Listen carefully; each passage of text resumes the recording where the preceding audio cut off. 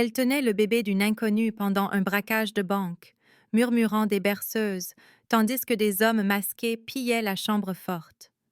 Le roi vampire fit voler en éclats la verrière au-dessus d'elle. Jusqu'à ce moment, il avait cru son neveu mort, mais maintenant, la femme humaine berçant le dernier héritier de sa lignée venait de signer son propre contrat de protection en vertu de sa loi ancestrale.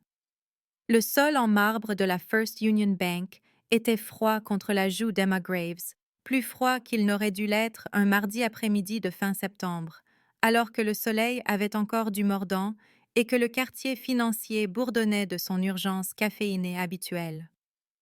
Elle faisait la queue exactement 4 minutes plus tôt, tenant un bordereau de dépôt pour le fonds de logement d'urgence d'un client.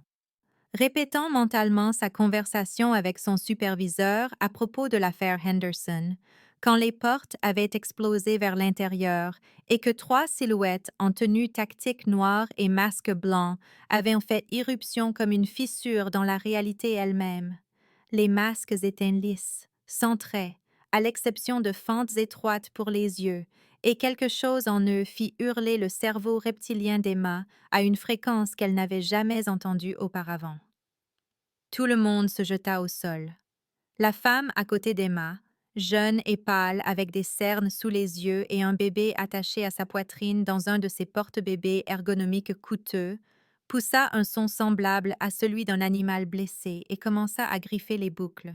Le bébé, âgé d'environ 7 mois, avec une tignasse de cheveux noirs et des yeux de la couleur du brouillard d'hiver, se mit à pleurer, et la femme le jeta dans les bras d'Emma avec une telle violence qu'Emma faillit le lâcher, faillit le laisser tomber sur ce marbre impitoyable. La femme courait déjà, ses talons claquant comme des coups de feu, se dirigeant vers la sortie dans un calcul maternel primaire qui disait que la séparation signifiait la survie. Elle fit 3 pas avant que le tireur le plus à gauche, celui dont le masque avait une fissure capillaire partant de l'œil droit, ne tire 2 fois. Le son était plus sourd que ce à quoi Emma s'attendait, ressemblant plus à des livres qui tombent qu'au tonnerre cinématographique qu'elle avait imaginé. La femme s'effondra en pleine course, son corps se repliant sur lui-même avec une efficacité terrible. Et le bébé dans les bras d'Emma poussa un cri aigu, puis se tut, de cette manière dont les bébés se taisent lorsque la peur l'emporte sur tout autre instant. Les mains d'Emma tremblaient si violemment qu'elle pensait qu'elle pourrait se briser, mais sa voix, quand elle sortit, était stable, la même voix qu'elle utilisait avec les clients en crise, basse, rythmée et inéluctable comme un battement de cœur. « Chut, petit bébé, ne dis pas un mot », chanta-t-elle à voix basse, glissant le nourrisson sous son blazer et enroulant son corps autour de lui comme un point d'interrogation, comme un bouclier, comme la seule réponse qu'elle avait. « Maman va t'acheter un oiseau moqueur. » Le poids du bébé contre ses côtes était solide, chaud et incroyablement vivant, son souffle s'échappant par petites bouffées contre sa clavicule. Et Emma réalisa avec une clarté lointaine qu'elle n'avait jamais tenu de nourrisson auparavant, jamais fait de babysitting, n'avait même jamais particulièrement apprécié les enfants, mais ses bras savaient quoi faire malgré tout. Prenez un instant pour vous abonner à notre chaîne et laissez un commentaire pour nous dire d'où vous regardez et quelle heure il est.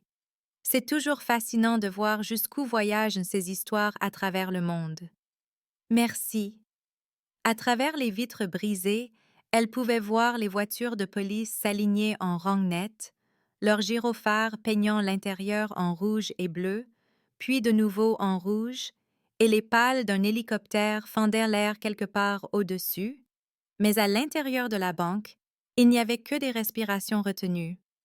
L'odeur cuivrée du sang et quelqu'un qui sanglotait 3 rangs plus loin avec la régularité d'un métronome.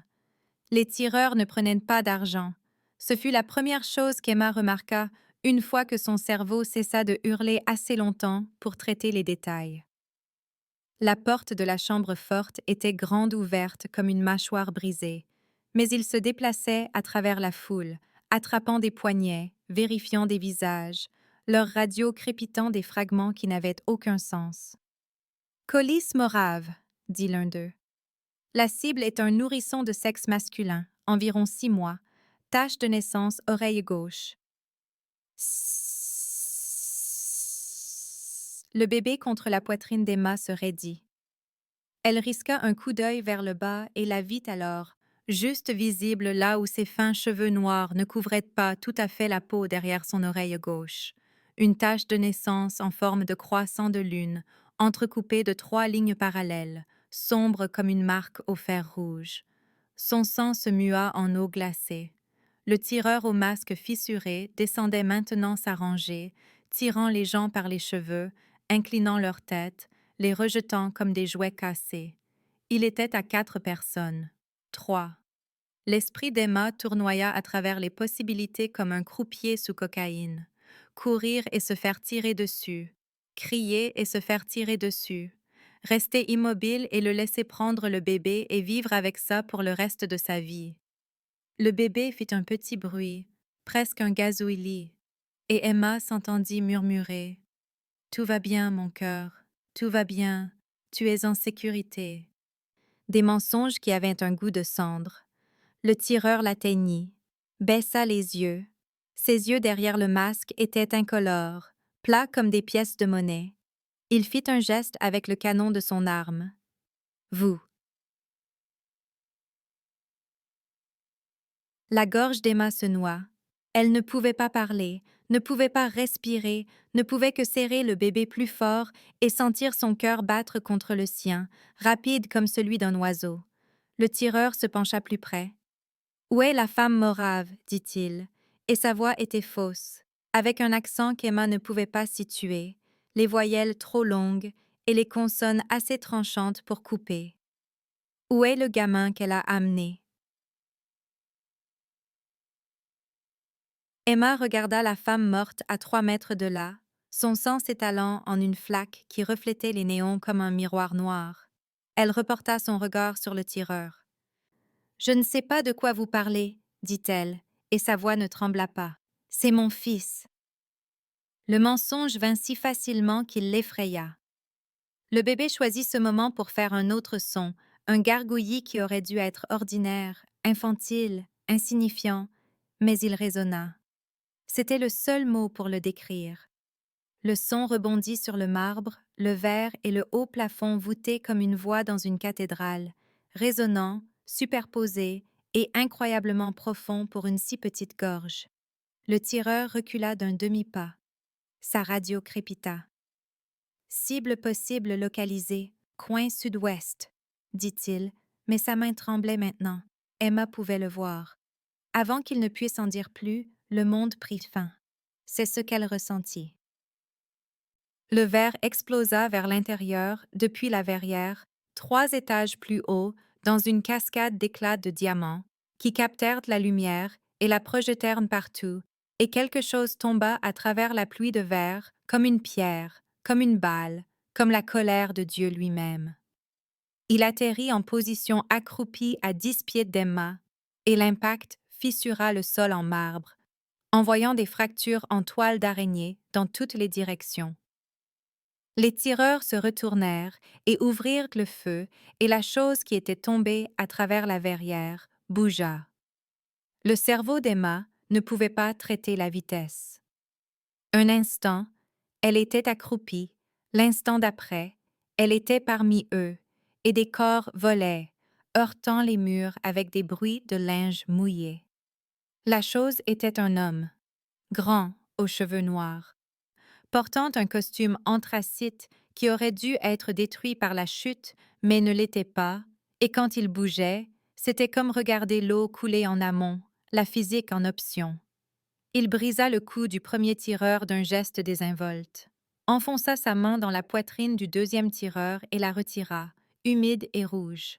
Le troisième tireur, celui au masque fissuré, leva son arme et tira à bout portant au visage de l'homme. La balle aurait dû lui arracher la tête. Au lieu de cela, elle sembla ralentir dans les airs, rester suspendue un instant avant de tomber au sol avec un son de cloche. L'homme sourit. C'était la chose la plus terrible qu'Emma ait jamais vue. Puis il fut sur le troisième tireur, et il y eut un bruit de déchirement humide, et la tête du tireur se détacha et roula, le masque toujours intact, les yeux clignant encore derrière. Le silence. Quelqu'un criait. Emma réalisa que c'était sa propre respiration qui sciait ses poumons comme une charnière rouillée. L'homme se redressa, se tourna. Ses yeux trouvèrent Emma de l'autre côté du sol glissant de sang, et elle vit qu'ils étaient noirs. Pas noirs comme une pupille, mais noirs d'un bord à l'autre comme du pétrole, comme l'espace entre les étoiles. Il commença à marcher vers elle. Emma aurait dû courir, aurait dû foncer vers la sortie, ou se rouler en boule, ou faire n'importe quoi d'autre que de rester assise là, figée, avec le bébé d'une inconnue serré contre sa poitrine. Mais le bébé tendit la main. Ses petites mains, encore potelées de graisse de nourrisson, s'étirèrent vers l'homme qui avançait, ses doigts agrippant l'air, et il fit à nouveau ce son, cet écho de cathédrale. Mais cette fois, c'était joyeux. L'homme s'arrêta comme s'il avait heurté un mur. Son visage, qui avait été taillé dans la pierre et la violence, se fendit. Pendant un instant impossible, il parut perdu, jeune, comme si quelqu'un avait plongé la main dans sa poitrine, arraché tout ce qu'il avait jamais aimé, puis le lui avait rendu. Il parcourut la distance restante en 3 enjambées qui ne firent aucun bruit sur le marbre brisé, tomba à genoux devant Emma assez fort pour qu'elle sente l'impact à travers le sol, et ses mains se levèrent vers le bébé avec une douceur qui ne correspondait à rien d'autre en lui. « Où l'avez-vous eu ?» dit l'homme, et sa voix était du gravier, de la fumée et la fin d'une avalanche. Emma ne pouvait pas répondre. Sa gorge avait oublié comment former des mots. Les doigts de l'homme, longs, pâles et tachés d'un sang qui n'était pas le sien, s'avancèrent et touchèrent la main du bébé avec un soin exquis. Le nourrisson attrapa son doigt et le serra, gazouillant joyeusement. L'homme ferma les yeux.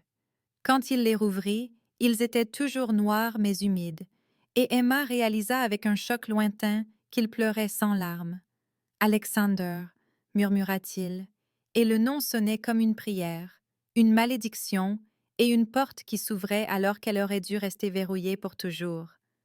Puis, à Emma, sans détourner le regard du bébé, « Vous viendrez avec moi, maintenant. » Ce n'était pas une requête. La bouche d'Emma s'agita en silence. L'homme n'attendit pas de réponse. Il la souleva, elle et le bébé, un bras sous ses genoux et un derrière son dos, comme si elle ne pesait rien, comme si elle était faite de papier. Emma se débattit, essaya de donner des coups de pied, de crier, mais il se dirigeait déjà vers la verrière brisée. Les mégaphones de la police hurlaient à l'extérieur, des voix exigeant la reddition, et des viseurs laser rouges peignaient des constellations sur la poitrine et le dos de l'homme. Il marcha sur le vide et s'éleva. Le cri d'Emma mourut dans sa gorge alors que le sol s'effondrait sous eux et qu'elle réalisait qu'il se tenait en l'air, sur une gravité gelée, sur quelque chose que ses yeux ne pouvaient nommer. La ville s'étendait en contrebas, la rivière la traversant comme une cicatrice d'argent, le coucher de soleil peignant l'eau de la couleur du sang et du feu. Elle aurait dû être terrifiée. Elle était terrifiée. Mais le bébé dans ses bras riait, son petit visage illuminé d'émerveillement, et l'homme qui les tenait tous les deux pleurait ses sanglots sans larmes, et Emma sentit l'univers basculer autour d'elle comme un os qui se remet mal en place. Quelle qu'ait été sa vie 4 minutes plus tôt, lorsqu'elle faisait la queue avec un bordereau de dépôt et des soucis banals à propos de l'affaire Henderson, c'était fini maintenant. Le battement de cœur de l'homme sous sa chemise était lent et froid comme un glacier. Le bébé attrapa une poignée de cheveux d'Emma et tira. Loin en dessous, la banque devint un souvenir. Dimitri se déplaçait dans le penthouse comme un fantôme pratiquant une autopsie sur son propre chagrin, méthodique, silencieux et totalement concentré d'une manière qui donnait la chair de poule à Emma. Elle se tenait près des fenêtres est, agrippant toujours la balustrade qu'elle avait saisie lorsque ses genoux avaient menacé de flancher 5 minutes plus tôt, essayant toujours de forcer son cerveau à accepter ce qui venait de se passer. Un vol. Ils avaient volé. Elle avait été transportée dans les airs au-dessus de la ville, comme le jouet d'un enfant pendant que le bébé dans ses bras riait et que le soleil se vidait de son sang sur la rivière, et que toute sa compréhension de la réalité se désagrégeait. Le penthouse était vaste, froid et beau de la manière dont les morgues sont belles, tout en lignes épurées et en vide soigneusement organisé. Des murs de verre sur 3 côtés laissaient entrer la lumière mourante, transformant tout en ambre et en ombre, mais le mur ouest était en acier massif, sans fenêtre, juste des panneaux occultants qui bourdonnaient faiblement d'électricité ou d'autre chose, quelque chose que son esprit rationnel ne pouvait nommer. Le mobilier était minimaliste, scandinave probablement, du genre qui coûtait plus que son salaire annuel, disposé en une géométrie parfaite autour d'un espace de vie central, qui ressemblait plus à un décor de théâtre qu'à une maison. Des portraits à l'huile bordaient les murs intérieurs, des visages pâles en tenue du 18e siècle, la fixant avec des expressions qui parvenaient à être à la fois ennuyées et prédatrices, leurs yeux la suivant dans ses déplacements. Un jeu d'échecs était en cours sur une table basse, les pièces sculptées dans l'obsidienne et l'os. Et Emma avait la certitude irrationnelle que la partie avait été mise en pause des décennies auparavant et ne serait jamais terminée. Mais c'est le berceau qui arrêta son cœur. Sculpté à la main dans un bois sombre qui brillait comme de la pierre mouillée, positionné précisément là où la lumière de l'Est le frapperait à l'aube, garni de literie en soie qui chatoyait comme le clair de lune sur l'eau. Il semblait avoir un siècle. Il semblait avoir attendu. Dimitri y déposa Alexander avec une douceur qui ne correspondait à rien d'autre en lui, ses mains berçant la tête du bébé avec un soin exquis, et Alexander soupira et s'installa immédiatement comme s'il était rentré chez lui. L'instinct protecteur d'Emma surgit si fort qu'elle fit un pas en avant de pouvoir s'en empêcher. « Il n'est pas à vous, dit-elle, et sa voix sortit rauque. Dimitri se redressa, se tourna. Ses yeux étaient toujours noirs d'un bord à l'autre, lisses comme du pétrole et sans fond, et quand il la regarda, Emma se sentit épinglée comme un insecte sous verre. « Son nom est Alexander Moravian Kovacs, dit-il, et son accent transformait les syllabes en quelque chose d'ancien et de formel, les consonnes slaves tranchantes comme des couteaux. Il est le fils de ma sœur. Elle a été assassinée il y a 83 jours à Prague, alors qu'elle assistait à un sommet diplomatique avec le Conseil morave, et il a été enlevé de son corps avant qu'il ne soit froid. Les hommes qui le détenaient étaient des trafiquants d'êtres humains payés par la secte Trenodi pour le faire passer par des canaux que nous ne pouvions pas tracer. J'ai passé 83 jours à épuiser chaque contact, chaque faveur, chaque menace que je possédais pour le retrouver.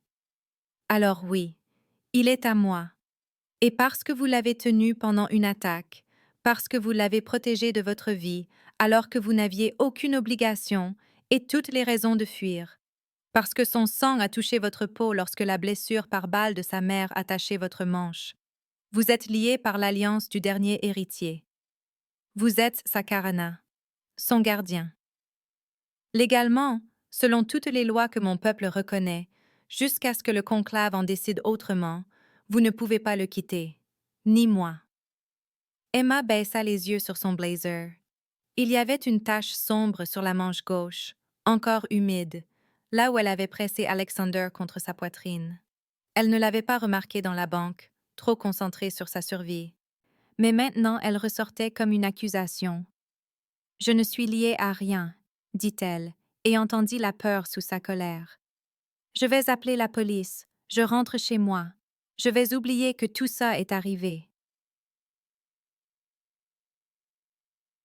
L'expression de Dimitri ne changea pas, mais quelque chose dans l'air se modifia, devint plus froid. « La police ne peut pas vous aider, dit-il. Sa voix était patiente de la manière dont une pierre tombale est patiente, inévitable et immuable. Les hommes qui ont essayé de le tuer aujourd'hui ont été engagés par la secte Threnody, des vampires qui croient que ma lignée doit s'éteindre parce que nous représentons les anciennes coutumes, les traditions moraves qu'ils trouvent gênantes. Ils chassent les derniers de ma famille depuis 3 siècles. Ma sœur était le dernier obstacle. Maintenant, il n'y a plus qu'Alexander. Si vous quittez ce bâtiment, ils vous trouveront en moins d'1 heure. Ils vous emmèneront dans un endroit où les cris ne portent pas. Ils vous brûleront vive lentement, soigneusement, pour voir si Alexander brûle avec vous. C'est notre loi. L'hôte et le pupille partagent le même destin. Le lien de Karana est écrit dans le sang et a pour témoin la mort. Vous l'avez tenu alors que le sang de sa mère était encore frais. Vous lui avez parlé pour le réconforter pendant que les balles fusaient. Dans mon monde, cela fait de vous la sienne jusqu'à ce que le conclave dissolve le lien. Et le conclave se réunit 1 fois tous les 7 ans. La prochaine réunion est dans 4 mois.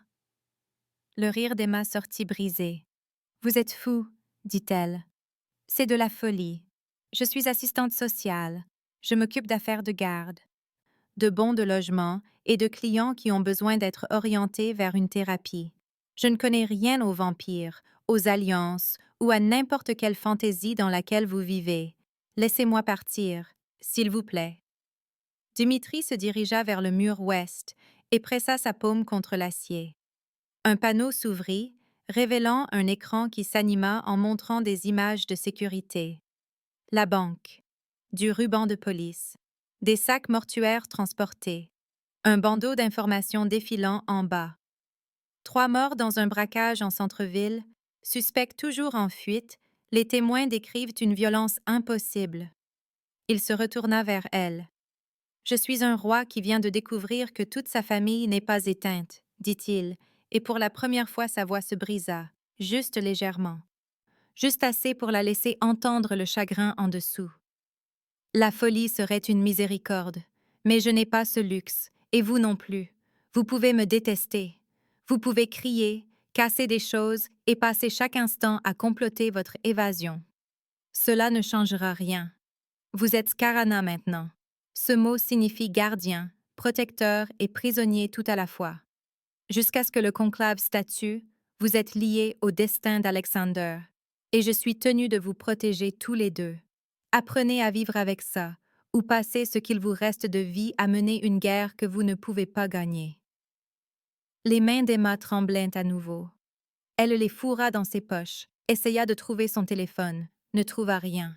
« Où est-il » demanda-t-elle. « Mon téléphone, mon sac, mes clés. » Dimitri désigna une table d'appoint où ses affaires reposaient en une pile nette. « Votre téléphone, je l'ai détruit pendant notre vol car il transmettait votre position à 3 serveurs différents, dont l'un était enregistré au nom d'une société écran appartenant à des agents de Threnody. Votre sac est intact. Vos clés sont sans importance car vous ne retournerez pas à votre appartement. J'ai déjà fait déménager vos affaires ici. » Emma le fixa. « Vous avez quoi? » Il se déplaça dans l'espace, vérifiant les fenêtres une par une, passant ses doigts le long des cadres comme s'il lisait du braille. « J'ai fait récupérer vos affaires pendant que nous volions. Mes gens sont efficaces. Votre propriétaire croit que vous avez pris un congé d'urgence pour une crise familiale. Votre employeur a reçu le même message ainsi que des documents médicaux qui satisferont leurs exigences en matière de ressources humaines. Vos clients ont été réassignés. Votre vie, telle qu'elle existait ce matin, est suspendue jusqu'à la réunion du conclave. » « Vous ne m'avez pas demandé, » dit Emma, et sa voix montait maintenant, la fureur l'emportant sur la peur. « Vous n'avez pas demandé la permission.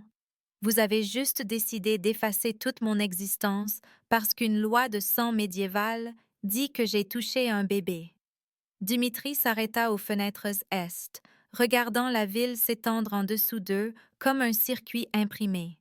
La lumière attrapa son profil, le transforma en quelque chose de sculpté dans le marbre et l'ombre. « Je n'ai pas demandé parce qu'il n'y avait pas de choix à offrir. dit-il. Le lien de Karana n'est pas négociable. Ce n'est pas un contrat que vous signez ou une promesse que vous faites. C'est une réalité qui existe au moment où les conditions sont remplies. Vous avez tenu le dernier héritier d'une lignée royale pendant que le sang de sa gardienne vous marquait. Cela a créé un lien que mon peuple tuera pour préserver ou détruire selon sa politique. J'essaie de vous garder en vie. Emma voulait jeter quelque chose, voulait crier, voulait se réveiller dans son appartement avec son réveil qui sonne, sa cafetière qui gargouille, et son plus grand problème étant de savoir si l'affaire Henderson obtiendrait une prolongation des services. Au lieu de cela, elle se tenait dans le penthouse d'un vampire, regardant le soleil se coucher sur une vie qui ne lui appartenait plus. « Comment savoir si vous dites la vérité ?» dit-elle. « Comment savoir si tout cela est réel et non un enlèvement élaboré ?» Dimitri se détourna de la fenêtre, marcha lentement vers elle, chaque pas délibéré. Il s'arrêta assez près pour qu'elle puisse sentir le froid qui émanait de lui, assez près pour voir que ses pupilles n'étaient pas seulement noires, mais infinies, sans fond, comme regarder dans un puits sans fond. Il leva la main, paume ouverte. « Voyez-vous un reflet ?» demanda-t-il.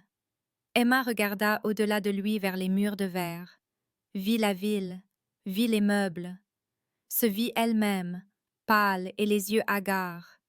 Ne le vit pas, lui. Son souffle se coupa.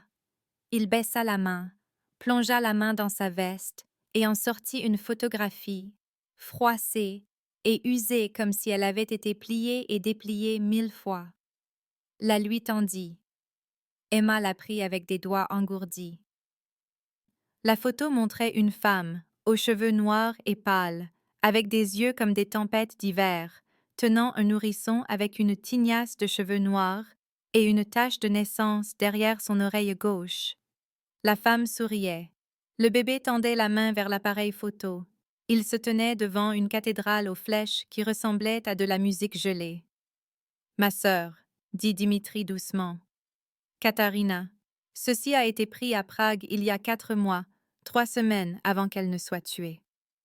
Elle me l'a envoyé avec un mot qui disait « Il te ressemble quand le monde était jeune », ce qui était sa façon de dire que j'avais évité mes responsabilités depuis trop longtemps. Elle avait raison.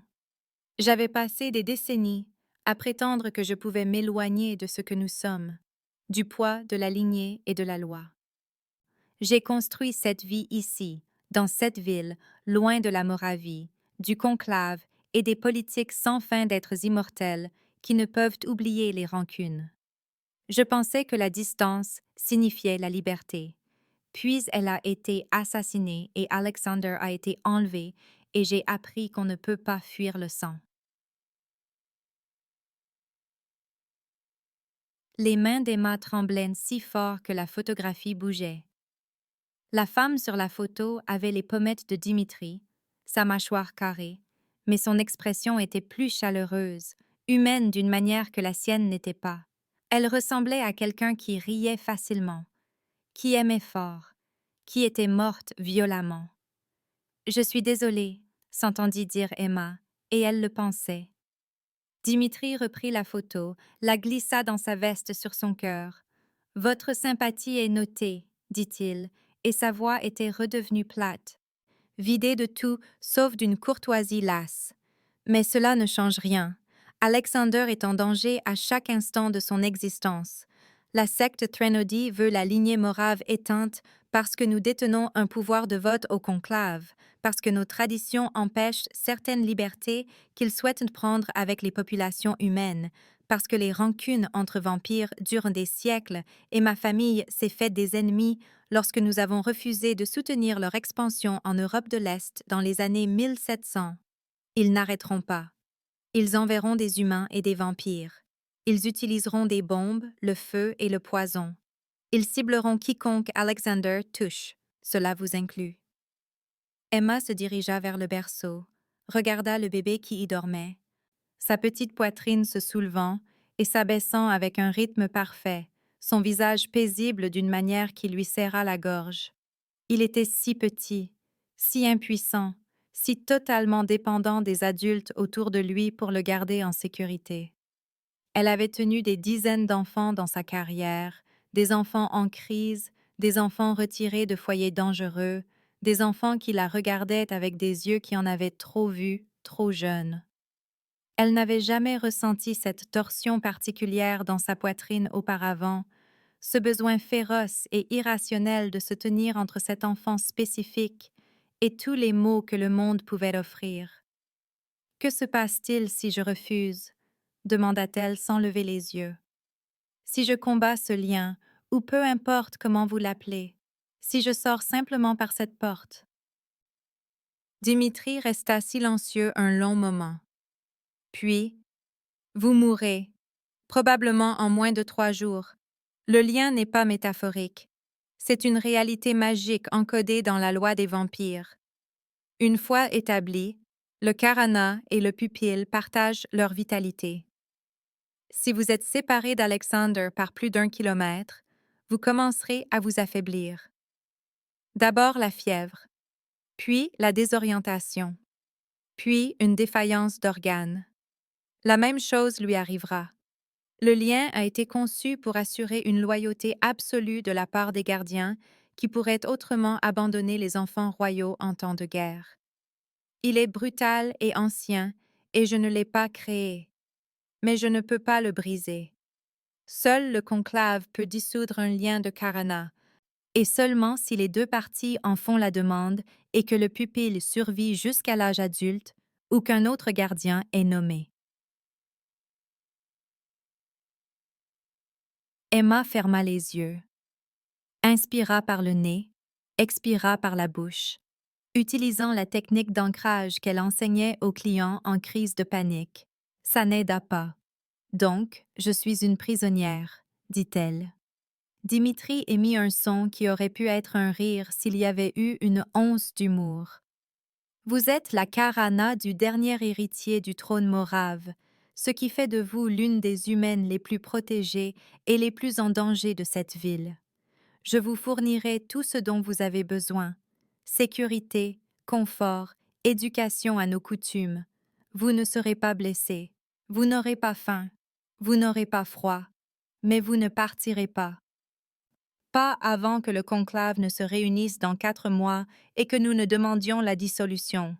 Pas à moins que vous ne souhaitiez mourir et emmener Alexander avec vous. Emma ouvrit les yeux, se tourna, croisa son regard noir avec toute la fureur qu'elle put rassembler. « Je vous déteste, dit-elle clairement. Dimitri inclina légèrement la tête, un geste qui semblait courtois et ancien. « C'est votre privilège, dit-il. Mais détestez-moi depuis l'intérieur de ces murs où vous êtes vivante. » Le penthouse tomba dans le silence. Dehors, le pouls nocturne de la ville battait, la circulation, les voix et le gémissement lointain des sirènes. Emma pouvait tout voir à travers les murs de verre, ce monde de café, d'arrêts de bus et de problèmes normaux, si proche qu'elle pouvait presque le toucher. Mais elle ne le pouvait pas. Plus maintenant. Alexander fit un petit bruit dans son sommeil, un soupir satisfait. Emma le regarda, puis Dimitri, puis son propre reflet dans le verre, pâle et perdu. L'air avait un goût de pierre froide, de myrrhe et de l'amertume particulière des choix que l'on ne vous a jamais laissé faire. 3 nuits plus tard, Emma était assise par terre près des fenêtres est, regardant la pluie transformer la ville en une aquarelle, tout en lumière qui saigne et en contours doux, et pensait à toutes les petites manières dont une personne pouvait disparaître sans mourir. Elle avait refusé de manger tout ce que Dimitri lui offrait, refusé de parler au-delà de réponses monosyllabiques et sèches, refusé de dormir dans la chambre qu'il avait préparée avec ses draps absurdes à millefills et sa vue sur la rivière. Elle dormait sur le canapé à la place, quand elle dormait, ce qui n'était pas souvent car chaque fois qu'elle fermait les yeux, elle voyait la femme morte sur le sol de la banque, les impacts de balles dans le marbre, ses propres mains couvertes d'un sang qui n'était pas le sien. Alexander pleurait chaque fois qu'elle s'éloignait. C'était le pire. Elle pouvait supporter la courtoisie froide de Dimitri, sa distance prudente, la façon dont il se déplaçait dans le penthouse comme un fantôme hantant sa propre vie. Mais le bébé savait. D'une manière ou d'une autre, incroyablement, cet enfant de 7 mois savait quand elle quittait une pièce, et il se mettait à hurler avec un chagrin qui semblait ancien, inconsolable, comme s'il pleurait quelque chose de plus grand que son absence. La première nuit, elle l'avait ignoré, le laissant s'égosiller pendant que Dimitri faisait les 100 pas et passait des appels dans des langues qu'elle ne reconnaissait pas. La deuxième nuit, elle était allée le voir par pur instinct de conservation parce que les pleurs lui transperçaient le crâne, et au moment où elle l'avait pris dans ses bras, il s'était arrêté, pressant simplement son visage contre son cou et respirant comme si elle était de l'oxygène. La troisième nuit, elle ne prit même pas la peine de faire semblant. Elle alla le voir immédiatement quand il s'agita, le temps pendant qu'il se calmait, murmurant les mêmes réconforts inutiles qu'elle avait murmurés dans la banque. « Chut, petit bébé, tu es en sécurité, je te tiens. » Des mensonges qui devenaient vrais d'une manière qui la terrifiait. Dimitri n'avait pas dormi. Emma était presque certaine qu'il ne le pouvait pas, bien qu'elle n'ait pas demandé, car demander signifiait converser, et converser signifiait reconnaître ce cauchemar comme une réalité.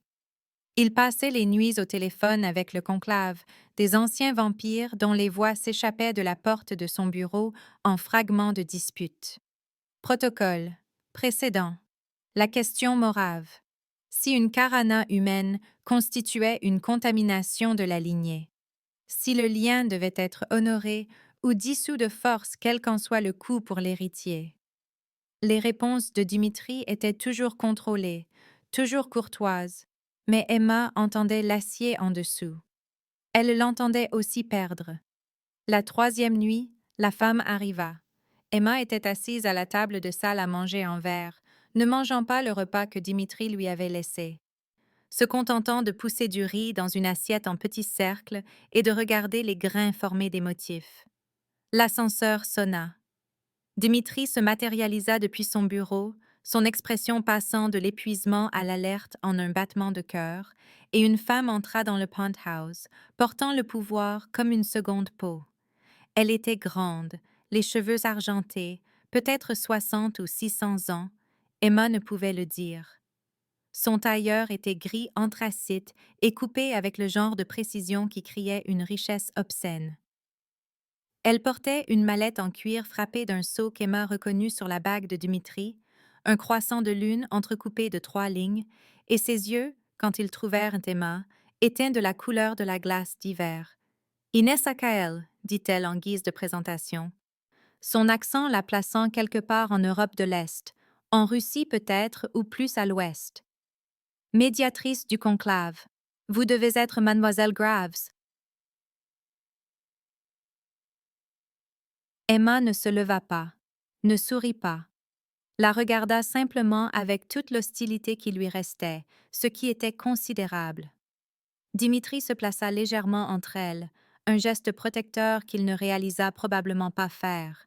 « Inessa, dit-il, ceci est irrégulier.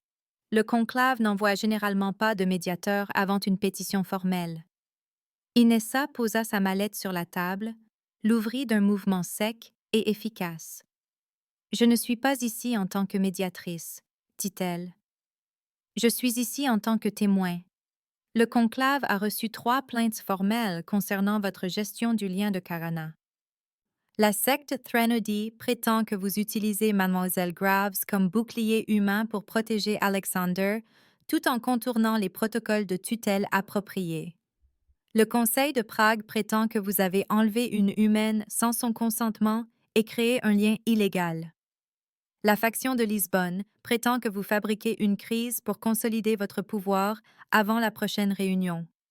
Je suis ici pour vérifier les faits et pour m'assurer que Mademoiselle Graves comprenne exactement à quoi elle a été liée. » Elle étala des papiers sur la table comme si elle distribuait des cartes, chacun glissant en position parfaite.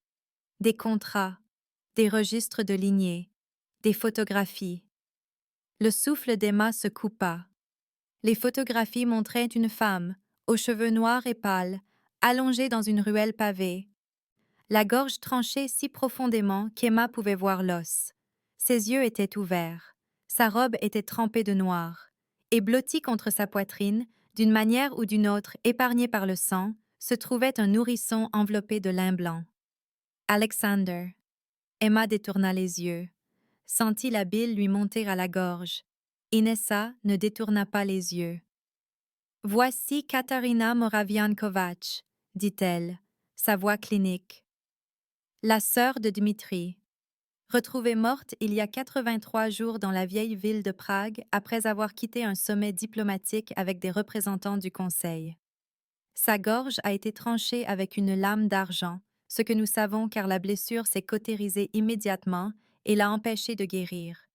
L'enfant a été enlevé de la scène avant l'arrivée des autorités. Nous l'avons suivi à travers 6 pays et 14 passeurs avant de le localiser dans votre ville. Les hommes que vous avez rencontrés dans la banque étaient le dernier maillon de la chaîne de trafic. Elle fit glisser une autre photo. Emma se força à regarder. Elle montrait 3 corps sur un sol en marbre, tordus et brisés, du sang s'accumulant sous eux. La banque. Mademoiselle Graves, dit Inessa, et ses yeux de glace se fixèrent sur Emma avec une intensité inconfortable. Comprenez-vous ce que signifie Karana? Emma secoua la tête. Inessa fit glisser une seule page. Elle était manuscrite à l'encre qui chatoyait en rouge-noir à la lueur des bougies, l'écriture ornée et ancienne, du latin mêlé à quelque chose qu'Emma ne reconnut pas. L'alliance du dernier héritier, dit Inessa, rédigée à Prague en 1447, pendant les guerres hussites lorsque nos lignées ont failli s'éteindre. Lisez-la. Les mains d'Emma tremblaient en prenant la page. Le texte se brouilla. Elle cligna des yeux, força son regard à se concentrer. Si un héritier de moins d'1 an devient orphelin et est protégé par un humain lors d'un acte de violence entraînant la mort, cet humain devient légalement lié en tant que Karana, co-gardien, jusqu'à ce que l'héritier atteigne la maturité ou que le conclave des anciens dissolve le lien par un vote unanime. Le Karana partage le statut légal, les protections, les vulnérabilités et le destin de l'héritier. Une séparation par une distance supérieure à 1 kilomètre entraîne une détérioration physiologique pour les 2 parties. Une tentative d'abandon entraîne un syndrome de rejet et la mort probable de l'héritier. Le lien est absolu et indissoluble, sauf par décret du conclave ou par la mort de l'une ou l'autre des parties. Emma le relut. Son cœur battait si fort qu'elle pouvait l'entendre dans ses oreilles. Elle leva les yeux. Combien de temps jusqu'à ce qu'il soit mature? Selon notre calendrier, dit Inessa, 18 ans. Mais voici la partie que Dimitri ne vous a pas dite. Elle sortit un deuxième document, imprimé au laser sur du papier moderne, clinique et froid. Si le Karana tente de briser le lien avant que le conclave n'accorde une libération formelle, l'héritier souffre d'un rejet physiologique. Le corps perçoit le départ du Karana comme une menace fondamentale et répond par une défaillance systémique en cascade. Dans 60% des cas enregistrés au cours des 5 derniers siècles, l'enfant meurt en 48 heures. Dans les cas restants, des dommages psychologiques permanents allant de la catatonie à la psychose violente. Elle ferma le dossier avec un bruit de marteau de juge. Vous ne pouvez pas partir sans le tuer. Et Dimitri ne peut pas vous libérer sans l'approbation du conclave, qui nécessite un vote unanime de 9 anciens dispersés sur 4 continents, dont la plupart croient que les Karana humains contaminent la lignée et devraient être dissous quel que soit le préjudice pour l'héritier. Le dernier vote de ce type a pris 6 ans pour parvenir à un consensus. Celui d'avant en a pris 11. Vous êtes lié à un roi vampire et à son neveu pour un avenir prévisible, Mademoiselle Graves, La loi que vous avez déclenchée était destinée à protéger nos enfants en temps de guerre. Elle a aussi fait de vous une prisonnière et une cible. Emma s'assit lentement. Elle n'avait pas réalisé qu'elle était debout. Ses mains se posèrent à plat sur la table, les doigts écartés comme si elle essayait de maintenir le monde en place par la seule force de sa volonté. Dimitri se tenait figé près de la fenêtre, éclairé à contre-jour par la ville striée de pluie, et son reflet dans la vitre montrait une expression qu'Emma n'avait jamais vue auparavant. La honte, brute, non dissimulée et terrible. Sa voix, quand elle sortit, était calme, d'un calme mortel. Vous saviez. Dimitri ne se retourna pas. Oui. Vous saviez que je serais piégée ici pendant des années, peut-être des décennies, et vous ne me l'avez pas dit parce que vous aviez peur que je risque de le tuer pour m'échapper. Il se tourna alors, croisa son regard. Oui. L'honnêteté était pire que n'importe quel mensonge aurait pu l'être. Emma regarda Alexander dormir dans son berceau de l'autre côté de la pièce, le mobile d'étoiles de verre tournant lentement au-dessus de lui dans une brise imperceptible, projetant des fragments de lumière sur son visage paisible. Son petit poing était serré près de sa bouche. Sa poitrine se soulevait et s'abaissait avec un rythme infantile parfait. Il semblait si petit, si impuissant, si totalement inconscient que son existence était devenue une cage pour tous ceux qui l'entouraient. Si j'avais su, dit Emma, et sa gorge se serra. À la banque, si j'avais su ce que le tenir signifierait.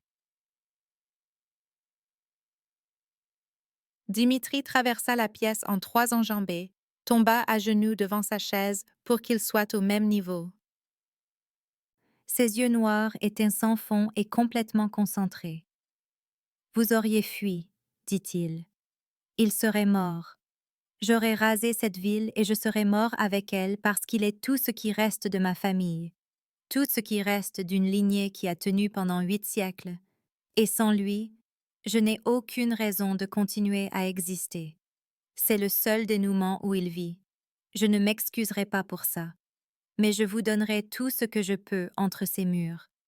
Protection, ressources, liberté de mouvement dans le quartier morave, accès à l'éducation, au confort, à tout ce dont vous avez besoin ou envie, tout sauf la seule chose que vous voulez le plus.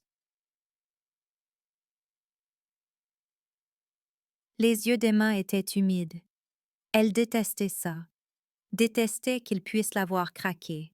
« Ma vie, dit-elle. » La mâchoire de Dimitri se contracta. Le muscle y tressaillit. « Oui, dit-il doucement.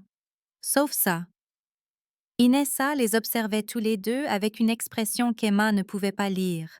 Un intérêt clinique peut-être, ou un calcul. « Vous pensez qu'il est le méchant dans cette histoire, dit-elle à Emma. Mais la secte Threnody a déjà mis une prime sur votre tête. 2 millions d'euros pour la preuve de votre mort, livrée à l'une de leurs planques dans 6 villes. Ils croient que si vous mourrez, Alexander meurt, et la lignée morave s'éteint. Dimitri est la seule raison pour laquelle vous respirez encore, mademoiselle Graves. Ces gens ont intercepté 4 tentatives distinctes sur votre vie au cours des 72 dernières heures. 2 snipers, une voiture piégée, un infiltré qui a atteint le hall d'entrée avant que la sécurité de Dimitri ne lui enlève la tête. Vous ne voyez pas la guerre qu'il mène pour vous garder en vie parce qu'il est très bon dans son travail. Détestez-le si vous le devez, mais détestez-le vivante. La pièce tomba dans le silence, à l'exception de la pluie contre les fenêtres et de la douce respiration d'Alexander. Emma essuya ses yeux avec le dos de sa main, en colère contre elle-même d'avoir pleuré, encore plus en colère contre toute cette situation impossible. « Comment cela se termine-t-il » demanda-t-elle. Inessa rassembla ses papiers dans sa mallette avec des mouvements précis. Dans 4 mois, le conclave se réunit à Vienne. Vous et Dimitri demanderez la dissolution du lien de Karana. Si vous obtenez un consentement unanime, le lien est rompu et vous êtes libre de retourner à votre vie. Alexander serait placé avec un autre gardien, probablement Dimitri lui-même sous des protocoles formels. Si vous n'obtenez pas le consentement, le lien demeure jusqu'à ce qu'Alexander atteigne la maturité ou jusqu'à ce que l'un de vous meure. Elle referma la mallette. Je vais être honnête, mademoiselle Graves. La probabilité d'un consentement unanime est d'environ 12%.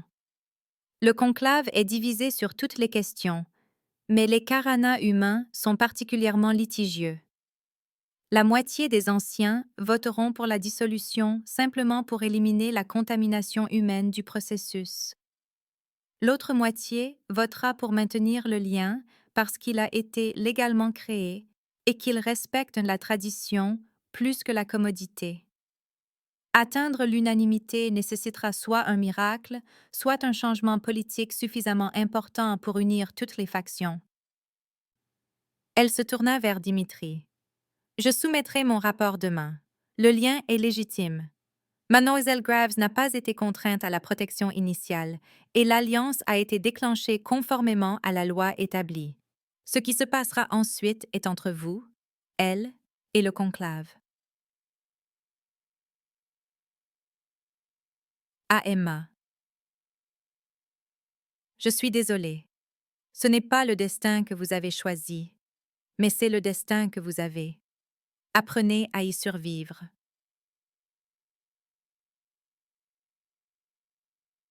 Elle se dirigea vers l'ascenseur. Les portes se fermèrent. Elle était partie.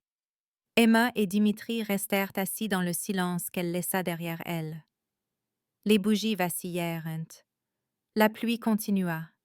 Alexander fit un petit bruit dans son sommeil, un soupir heureux. Emma regarda Dimitri.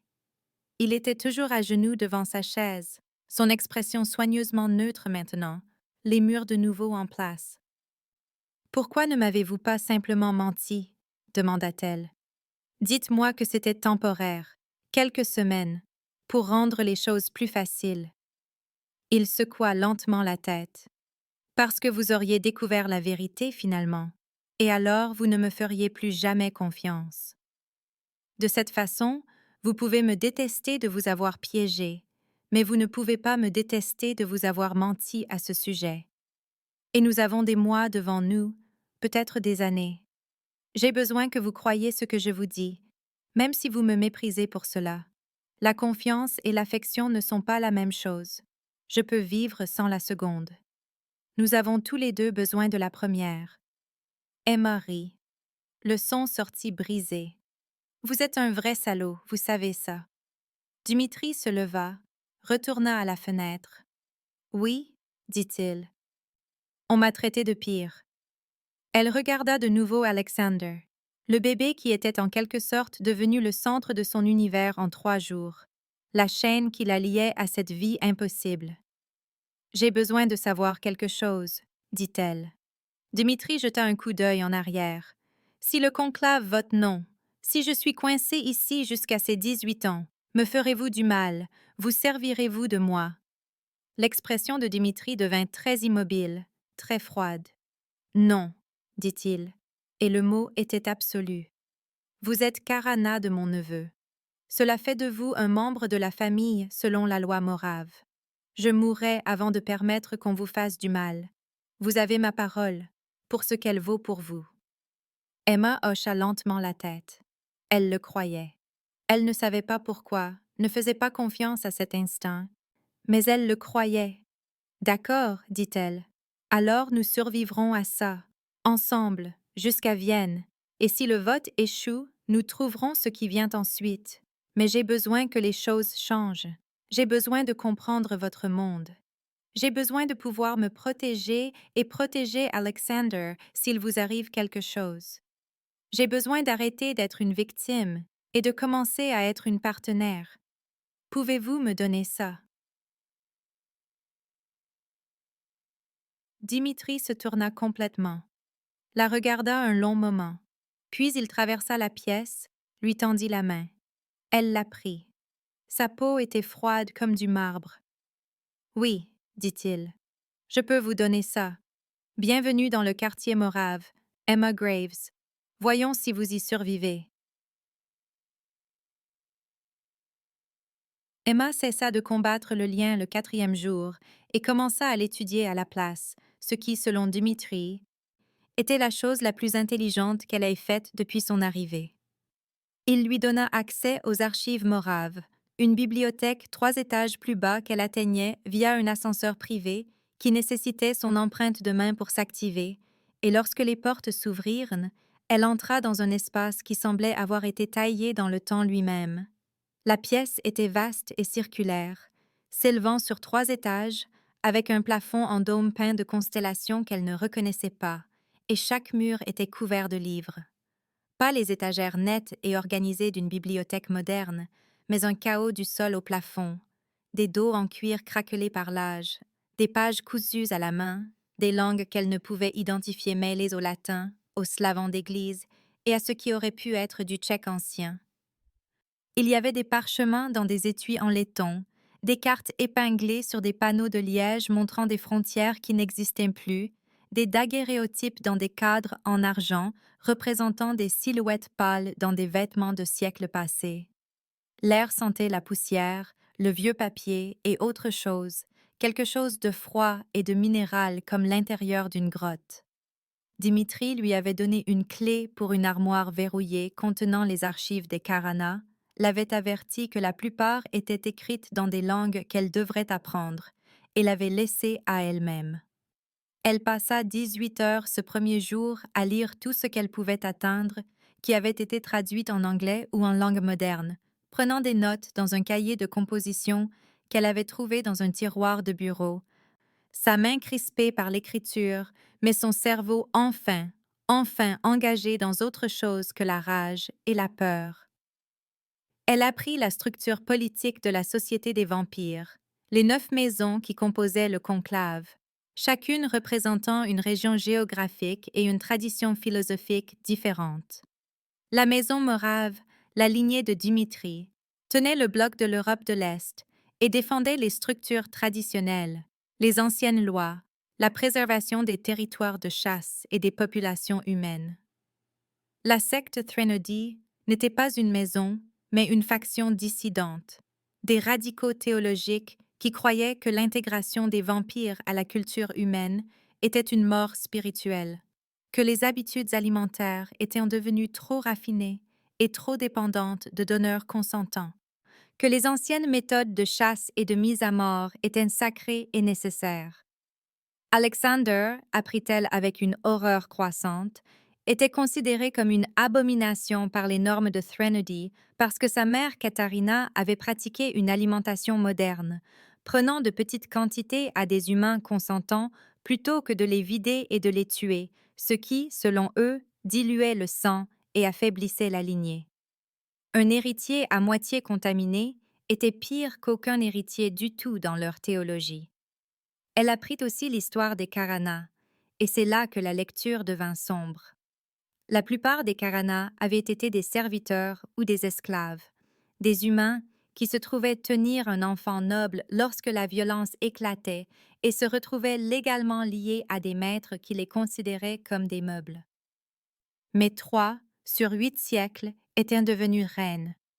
L'une avait épousé son héritier lié lorsqu'il atteignit la maturité, régnant à ses côtés pendant 40 ans avant de mourir de vieillesse alors qu'il restait inchangé. Une autre avait obtenu le statut de membre votant du conclave, la seule humaine à avoir jamais détenu ce pouvoir, et l'avait utilisé pour négocier la paix entre des maisons en guerre dans les années 1500. La troisième, une femme nommée Rosalia en 1680, avait empoisonné son héritier lié et elle-même pour mettre fin à une guerre civile qui tuait des milliers de personnes, croyant que la suppression de l'héritier contesté forcerait les maisons à négocier plutôt qu'à se détruire mutuellement pour la succession. Cela avait fonctionné. La guerre avait pris fin. Rosalia était considérée soit comme une sainte, soit comme un monstre, selon les archives de la maison que vous lisiez. Emma rêva d'elle cette nuit-là, d'une femme aux yeux sombres et aux mains fermes mélangeant du poison dans le lait d'un bébé pendant que des armées brûlaient la campagne devant sa fenêtre.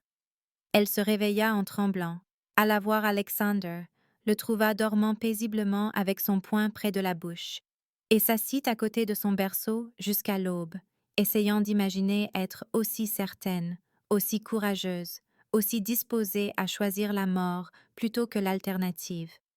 Elle ne le pouvait pas, elle n'était pas faite comme ça.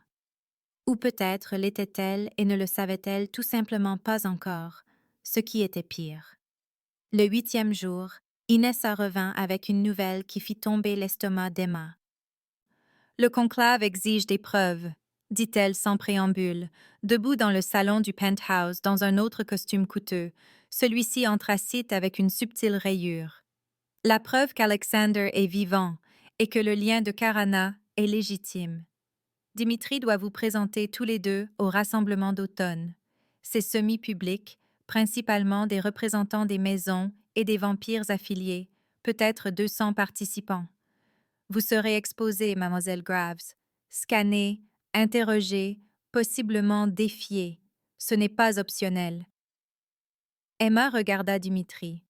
Il se tenait près des fenêtres est, éclairées à contre-jour par le soleil de l'après-midi, qu'il évitait avec une précision minutieuse, son expression illisible. « Quand » demanda-t-elle. « 6 jours, dit Inessa. Je vous ai apporté une robe. Elle brandit une housse à vêtements. Soie noire, col montant, manches longues. Pas de bijoux sauf ceci. Elle sortit une fine chaîne d'argent avec un petit pendentif, le croissant de lune et les 3 lignes. Il vous marque comme Karana en attente, sous considération du conclave. Vous le porterez. Vous vous tiendrez à côté de Dimitri. Vous tiendrez Alexander si on vous le demande. Vous répondrez aux questions honnêtement et brièvement. Ne montrez pas de peur car ils la sentiront et l'interpréteront comme de la culpabilité. Ne montrez pas de défi car ils l'interpréteront comme un manque de respect et vous tueront pour cela. Montrez de la dévotion à l'enfant. C'est la seule chose qui vous gardera en vie. Emma prit la chaîne. Elle était froide et plus lourde qu'elle n'en avait l'air. « Quel genre de question ?» demanda-t-elle. Le sourire d'Inessa était fin comme une lame de couteau. « Pourquoi vous l'avez ramassé? Pourquoi vous n'avez pas fui? Si vous comprenez le lien, si vous êtes contrainte, si vous êtes une taupe de Threnody envoyée pour le tuer de l'intérieur. » L'habituel. Les mains d'Emma se mirent à trembler. Elle les fourra dans ses poches. Dimitri se détourna enfin de la fenêtre. « Elle sera en sécurité, dit-il, et sa voix était plate et absolue. Je serai à ses côtés tout le temps. Personne ne la touchera. » Inessa haussa un sourcil. « Vous ne pouvez pas garantir ça et vous le savez. La secte Threnody a des sympathisants dans 4 des 9 maisons. S'ils contestent le lien pendant le rassemblement, la loi du conclave vous oblige à autoriser un examen. Cela pourrait signifier n'importe quoi. Des questions à des tests sanguins en passant par un procès par combat. Vous ne pouvez pas intervenir sans violer les protocoles. » La mâchoire de Dimitri se contracta. « Alors nous nous assurerons qu'il ne conteste pas. » Inessa laissa la housse à vêtements et la chaîne et partit avec un dernier avertissement qu'Emma devrait s'entraîner à avoir l'air calme, car son rythme cardiaque trahirait sa peur, et les vampires considéraient un rythme cardiaque élevé soit comme de l'excitation, soit comme de la tromperie, et aucun des deux n'aiderait son cas. Emma passa les 6 jours suivants à apprendre à respirer à travers la panique, à s'entraîner à tenir Alexander en marchant avec les stupides talons qu'Inessa avait inclus avec la robe, à mémoriser des réponses aux questions probables jusqu'à ce qu'elles semblent naturelles au lieu de répéter. Dimitri la forma à la politique du conclave, qui regardait dans les yeux et qui évitait quelle maison était susceptible de soutenir le lien et lesquelles voteraient pour son élimination, quelle que soit la preuve. Elle apprit que Mira Tsvetkov, la grande ancienne, avait 3 000 ans et avait survécu à la chute de Rome, aux invasions mongoles, à 2 guerres mondiales et à l'effondrement de l'Union soviétique en étant impitoyable, pragmatique et totalement sans sentiment. Elle était le vote décisif. Si Mira soutenait le lien, d'autres suivraient. Si elle ne le faisait pas, Emma était morte. La nuit du rassemblement, Emma se tenait devant le miroir de la chambre où elle refusait toujours de dormir et regardait une inconnue. La robe noire lui allait parfaitement, col montant, manches longues et totalement sans ornementation à l'exception de la chaîne d'argent autour de sa gorge. Ses cheveux étaient tirés en arrière en un simple chignon. Pas de maquillage, sauf ce qu'Inessa avait appliqué avec une précision clinique, juste assez pour lui donner l'air vivante, mais pas d'en faire trop. Elle ressemblait à une veuve. Elle ressemblait à un sacrifice. Elle ressemblait à quelqu'un qui jouait un rôle dans une pièce qu'elle ne comprenait pas. Dimitri apparut dans l'embrasure de la porte, tenant Alexander, qui était habillé d'un petit costume noir qui lui donnait un air absurdement formel et incroyablement vulnérable. « Prête ?» demanda Dimitri. Emma se retourna. « Non, » dit-elle, « mais allons-y quand même. »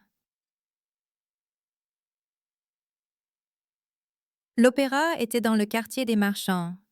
Un bâtiment du 19e siècle reconverti avec une façade de pierre blanche et des colonnes qui avaient probablement été belles autrefois, mais qui semblaient maintenant fatiguées, comme une grande dame qui avait survécu à sa pertinence. Ils entrèrent par une porte latérale, la main de Dimitri légère sur le bas du dos d'Emma, une revendication et non un réconfort, et elle pouvait sentir le froid de sa paume à travers la soie.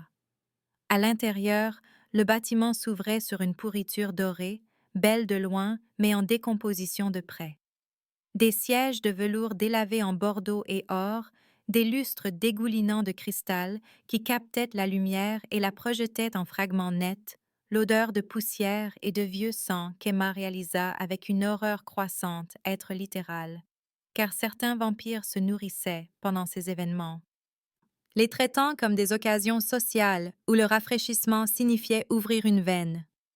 La foule était déjà assemblée, 200 visages se tournant vers eux à leur entrée, et chaque paire d'yeux reflétait la lumière comme des animaux, plats, évaluateurs et totalement inhumains. Un quatuor à cordes jouait du Shostakovich, quelque chose d'atonal et de troublant qui donnait la chair de poule à Emma. Elle se força à respirer régulièrement, à marcher le dos droit, à tenir le bras de Dimitri avec juste assez de pression pour avoir l'air à l'aise mais pas désespéré. Alexander était silencieux contre la poitrine de Dimitri, observant la foule avec ses étranges yeux gris argentés, et Emma adressa une prière à des dieux auxquels elle ne croyait pas pour qu'ils ne pleurent pas, ne s'agitent pas, ne fassent rien qui le ferait paraître faible ou étrange. L'estrade du conclave se trouvait à l'extrémité de la salle, sculptée dans du marbre noir et surélevée de 3 marches au-dessus du sol. 9 chaises, 7 occupées. La grande ancienne, Mira Tsvetkov, était assise sur la chaise centrale, et elle ressemblait à quelque chose sculpté dans la glace, la pierre et une certitude absolue.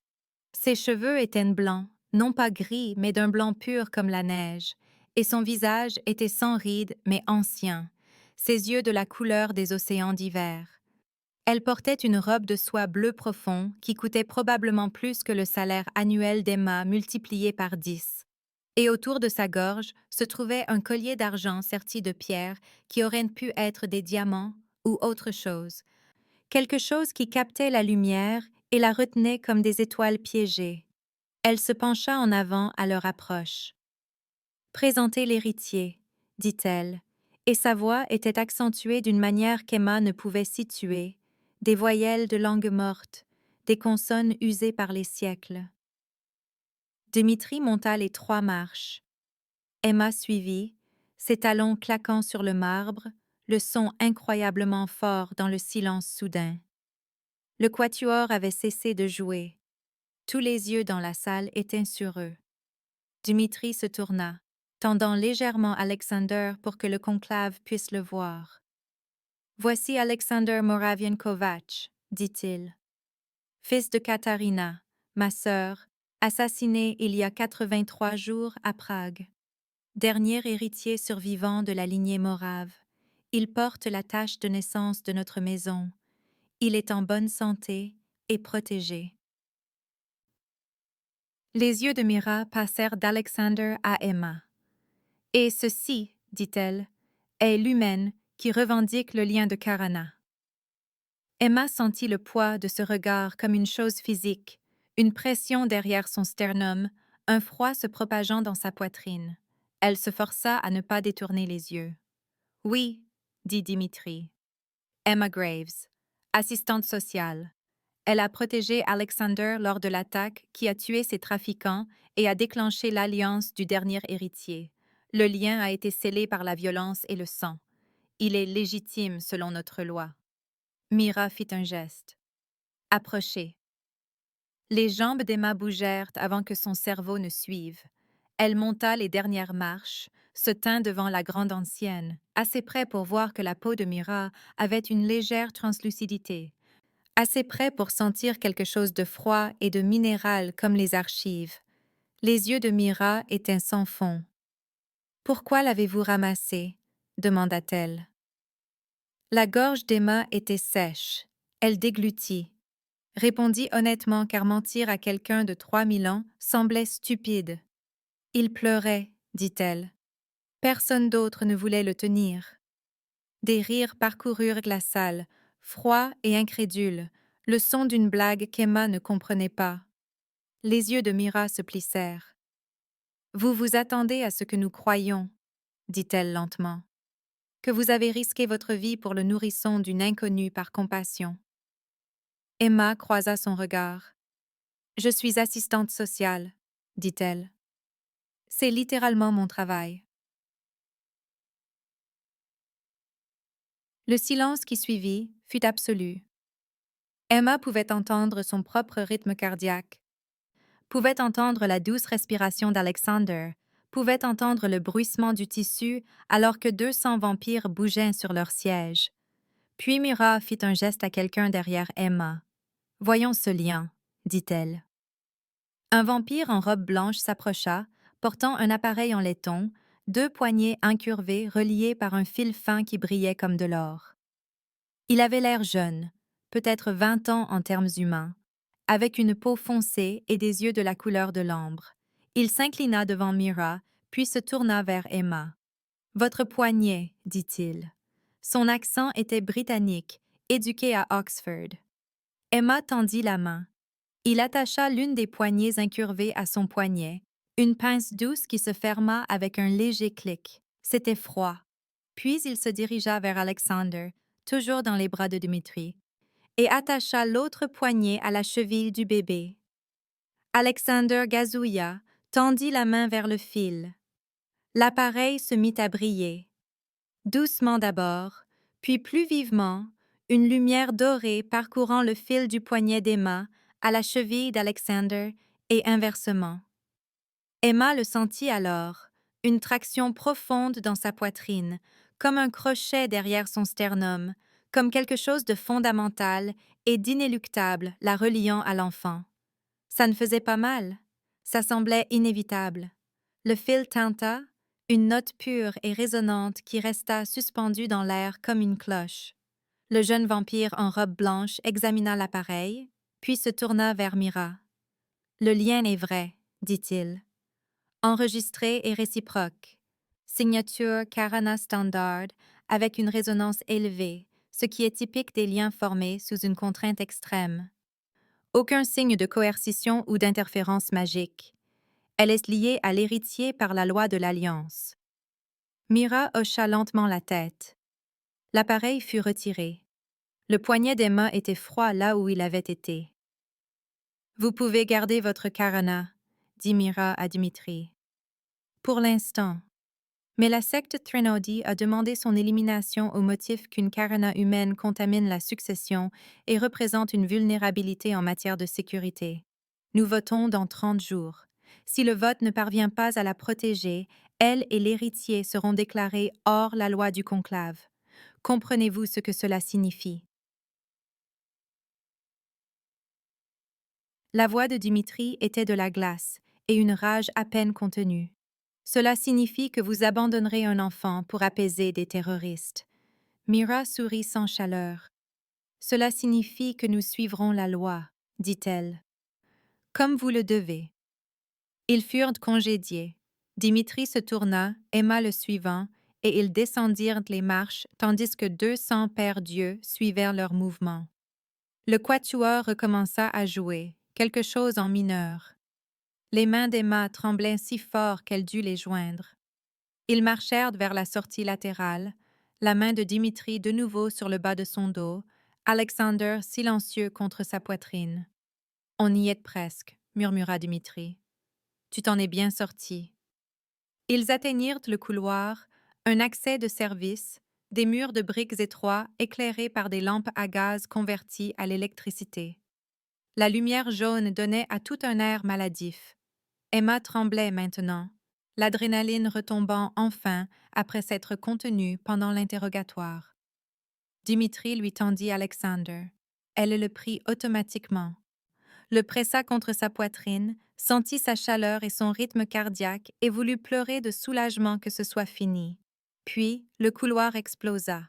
Une silhouette bondit d'une porte qu'Emma n'avait pas vue, se déplaçant si vite que ce n'était qu'un flou de mouvement, et elle eut une demi-seconde pour reconnaître. Vampire, visage balafré, marque rituelle gravée sur les joues et le front, un pieu levé haut, visant Alexander. Elle se tourna, ne réfléchit pas, tourna simplement son corps, protégeant le bébé avec son dos et ses épaules, s'enroulant autour de lui comme un point d'interrogation. Le pieu s'enfonça dans son omoplate gauche et continua, déchirant le muscle et raclant l'os, et la douleur fut blanche, brûlante et absolue. Elle cria. Alexander pleurait contre sa poitrine, et elle pouvait sentir ses larmes imbiber la soie de sa robe, sentir ses petites mains s'agripper à elle, mais il allait bien, il n'était pas blessé, c'était tout ce qui comptait. Dimitri tua l'attaquant en 3 secondes. Emma l'entendit plus qu'elle ne le vit, des bruits de déchirement humide et quelque chose heurtant le mur, puis le silence, à l'exception de sa propre respiration saccadée et des gémissements d'Alexander. Puis Dimitri fut là, ses mains sur ses épaules, retirant le pieu d'un mouvement fluide. Elle cria de nouveau, goûta le sang, réalisa qu'elle s'était mordu la lèvre jusqu'au sang. Sa main se pressa sur la blessure, froide et ferme. « Reste éveillée, » dit-il, et sa voix tremblait. « Emma, reste éveillée. Regarde-moi. » Elle regardait Alexander, le vérifiant avec des mains frénétiques, s'assurant qu'il n'y avait pas de sang sur lui, pas de blessure, rien. « Il va bien, » murmura-t-elle. « Il va bien. »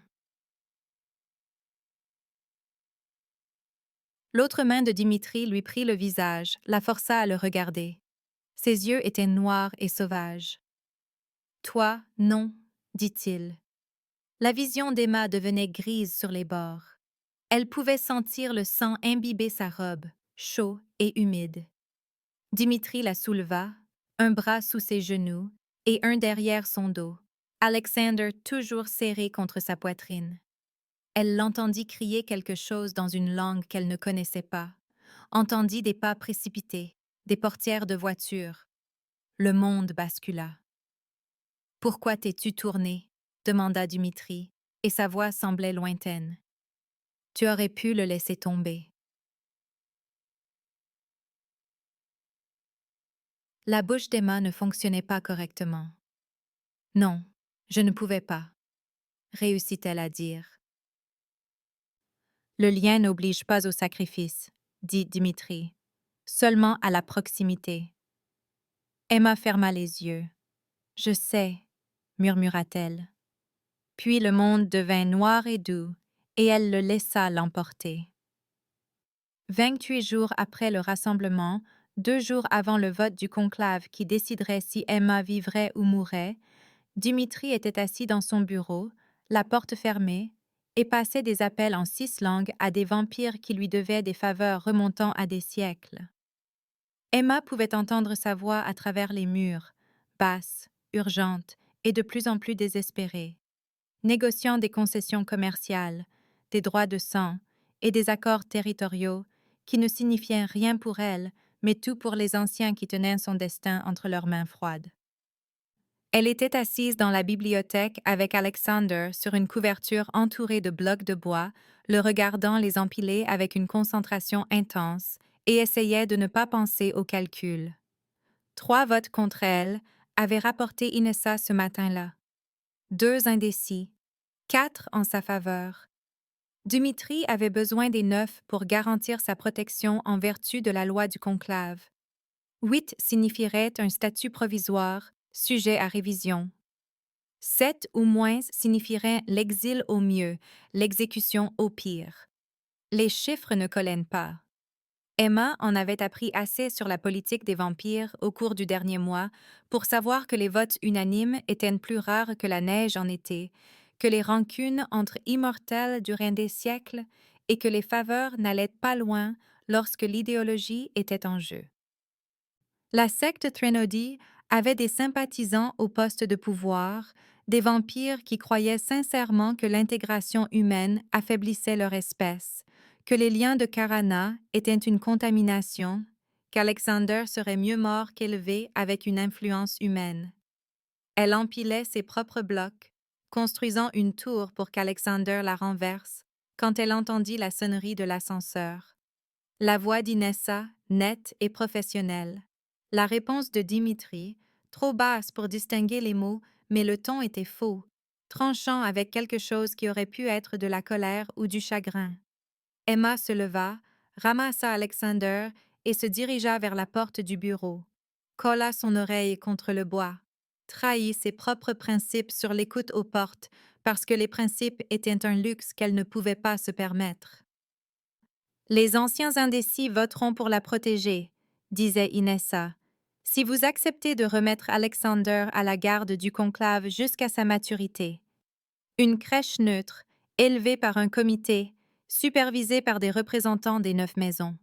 Pas de Karana requis. Emma Graves serait libérée immédiatement. Vous perdriez la tutelle légale mais conserveriez un droit de visite.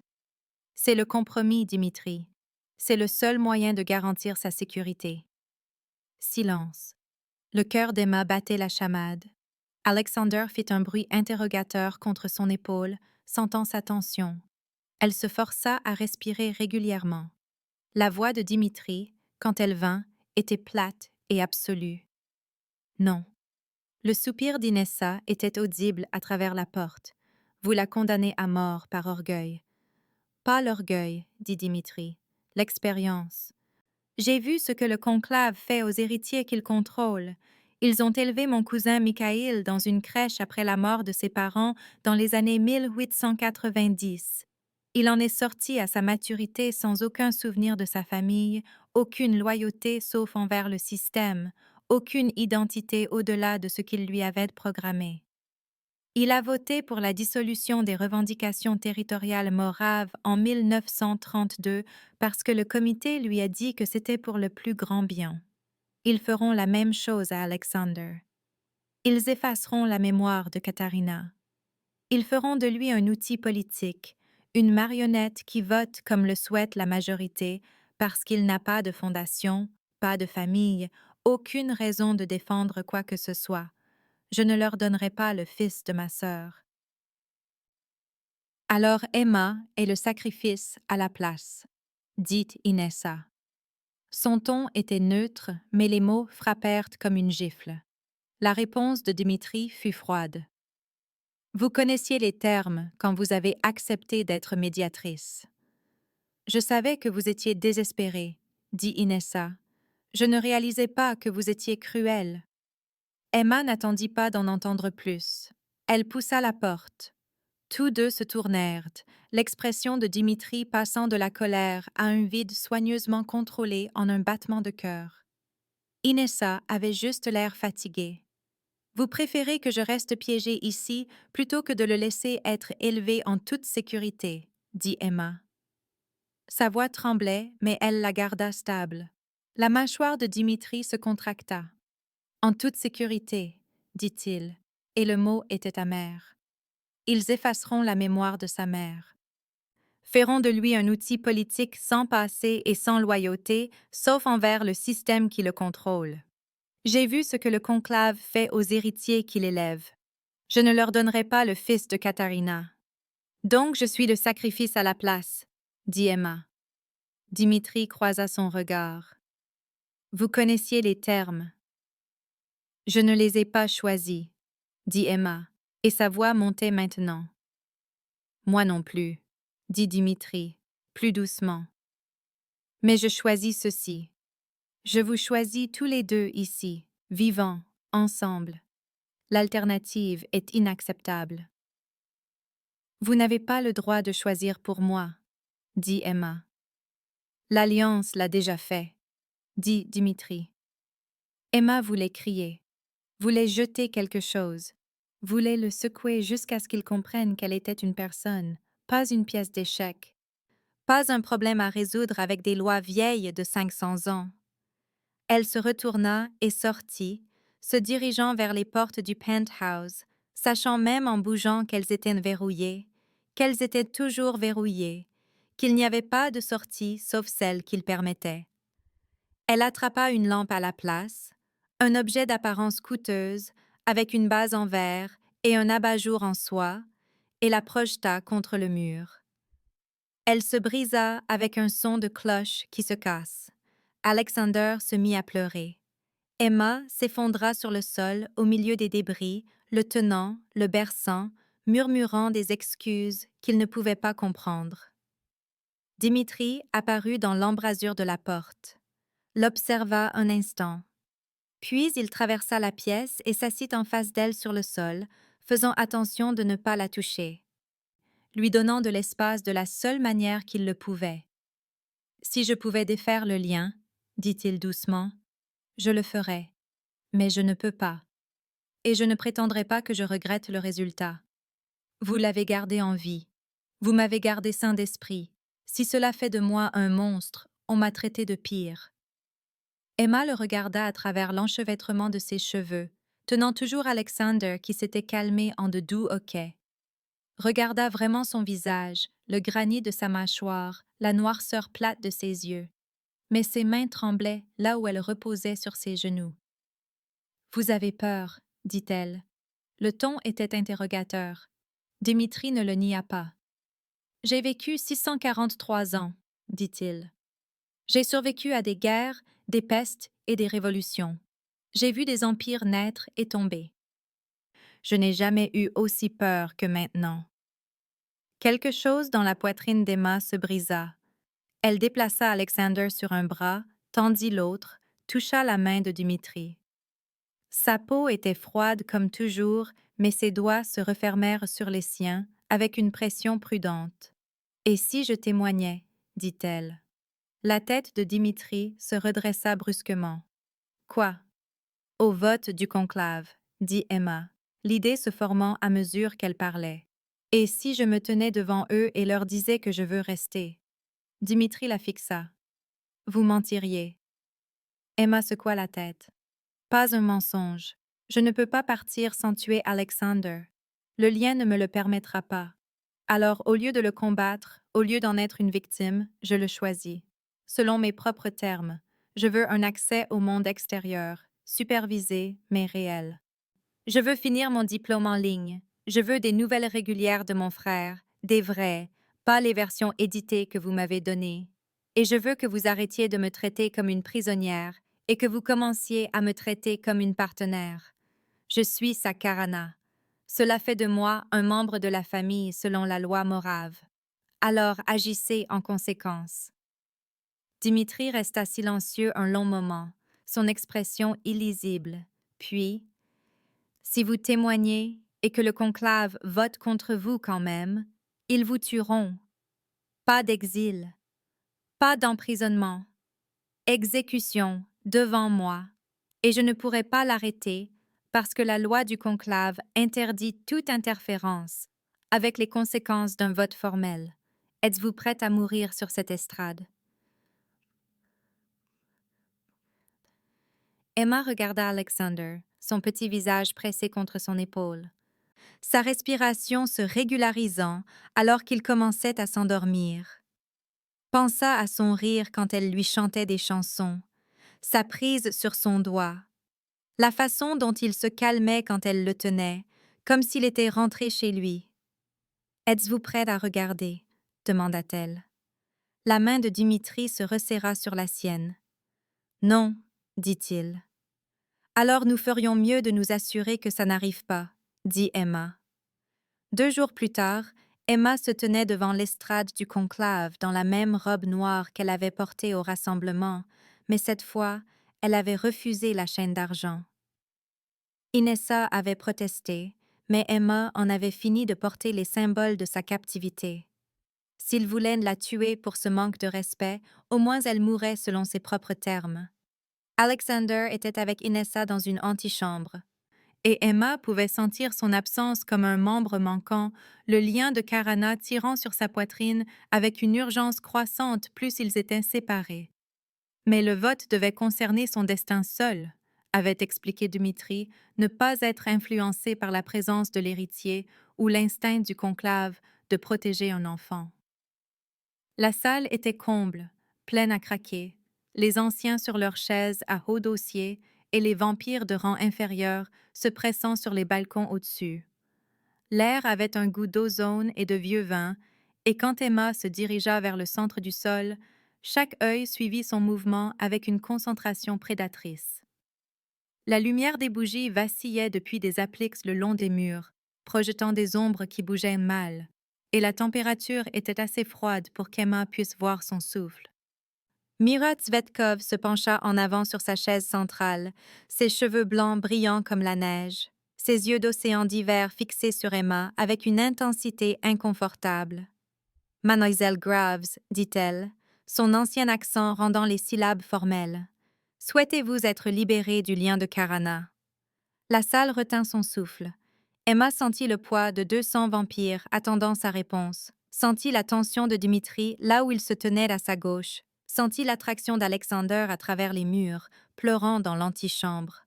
Sa voix, quand elle parla, était stable. « Non, dit-elle. Je souhaite le formaliser. Je demande le statut complet de Karana, avec des droits autonomes, tels qu'accordés par l'accord d'Amsterdam de 1804. » Les murmures commencèrent immédiatement, se propageant dans la foule comme de l'eau. Emma avait étudié l'accord avec l'aide d'Inessa, appris qu'il permettait au Karana de posséder des biens, de conclure des contrats contraignants, de faire appel directement au conclave et de maintenir une identité légale distincte de leurs vampires liés. C'était rare, accordé seulement 3 fois en 2 siècles, mais c'était la loi. Un précédent, quelque chose qu'ils ne pouvaient pas ignorer. Les yeux de Mira brillèrent de ce qui aurait pu être de l'approbation ou de l'anticipation de voir Emma échouer de manière spectaculaire. L'accord d'Amsterdam requiert le consentement du vampire lié et 3 anciens comme témoins, dit-elle. Dmitri Kovacs, consentez-vous à la formalisation de ce lien de Karana avec des droits autonomes accordés à Emma Graves? Dmitri s'avança. Sa voix porta à travers la salle. Je consens. Mira regarda les anciens de chaque côté d'elle. Êtes-vous témoin? 2 voix affirmèrent. Mira hocha la tête. Alors, votons. Tous ceux qui soutiennent la formalisation et la protection de la Karana Emma Graves en vertu de l'accord d'Amsterdam, affirmez maintenant. 6 mains se levèrent. Emma les compta, son cœur se serrant. 6. Pas assez. 3 mains restèrent baissées. 3 anciens qui voteraient pour sa mort plutôt que de reconnaître une humaine comme leur égale en vertu de leur loi. Le silence tomba. Le cœur d'Emma s'arrêta. Puis, du fond de la salle, une porte qu'Emma n'avait pas remarquée auparavant s'ouvrit, petite et voûtée, semblant n'avoir pas été utilisée depuis des décennies. Un 8e ancien s'avança en traînant les pieds, ancien et squelettique, sa peau comme du parchemin tendu sur des os, ses yeux laiteux de vieillesse. Emma le reconnut d'après les portraits des archives. Grégor l'Immortel, supposé être en torpeur depuis plus d'1 siècle, le plus vieux vampire vivant du conclave. Sa voix était de la rouille, du gravier et le son de la pierre qui grince. J'affirme, dit-il. 7 votes. Le souffle d'Emma se coupa. 7 des 8 présents. Toujours pas assez pour un consentement unanime. Le sourire de Mira était acéré. 7 des 8 présents, dit-elle. Le 9e siège reste vide suite à la mort de l'ancien Constantin à Prague il y a 3 mois. Sans unanimité, la motion échoue. Le lien de Karana est dissous.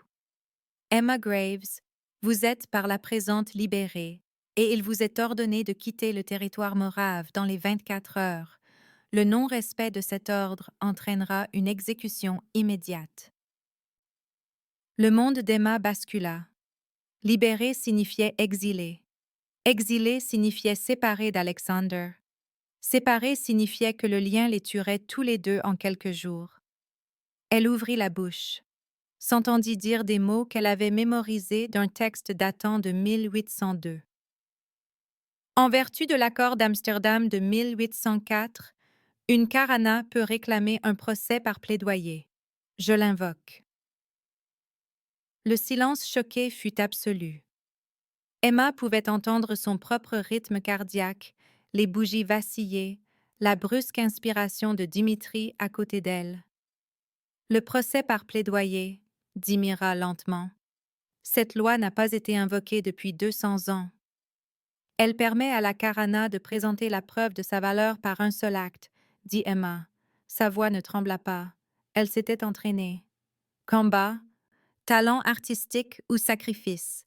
Si le conclave juge l'acte digne, le vote est adopté quel que soit le décompte numérique. Sinon, la karana accepte l'exil ou l'exécution. Je réclame ce droit. Mira se pencha en arrière dans sa chaise. Les autres anciens murmuraient entre eux, des visages anciens animés par quelque chose qui aurait pu être de l'intérêt ou de la soif de sang. « Quel acte proposez-vous » demanda Mira. Emma prit une profonde inspiration, l'expira, dit les mots qui allaient la sauver ou la damner. « Je propose de trouver qui a tué la sœur de Dimitri et de vous apporter la preuve. Vous voulez savoir si je suis digne de protection. Laissez-moi prouver que je peux le protéger. » La main de Dimitri se posa immédiatement sur son bras, sa prise ferme. « Emma, non, » dit-il, bas et urgent. « Tu ne sais pas ce que tu proposes. » Emma l'ignora, garda les yeux sur Mira. « Donnez-moi 30 jours. Si j'échoue, j'accepterai l'exil. Si je réussis, vous accorderez la formalisation complète et les droits de karana autonomes. Plus de votes, plus de procès. » L'expression de Mira était illisible. « Et si vous mourrez pendant la tentative ?» demanda-t-elle. « Alors Dimitri trouvera une autre karana, » dit Emma, « et vous serez débarrassé de moi de toute façon. » Mira réfléchit. La salle était silencieuse, à l'exception des bougies et du son lointain d'Alexander pleurant à travers les murs. « La secte Threnody vous chassera dès que vous quitterez ce bâtiment, » dit Mira. « Ils ont une prime permanente sur votre vie. Les poursuivre directement est un suicide. » « Alors je ferais mieux de ne pas échouer, » dit Emma. Mira regarda les autres anciens, leva la main. Tous ceux qui soutiennent le procès par plaidoyer pour la karana Emma Graves affirmaient. 8 mains se levèrent, tous les anciens présents. Même les 3 qui avaient voté contre sa formalisation hochaient la tête, intrigués par l'audace ou désireux de regarder le spectacle. Le sourire de Mira était fin comme une lame.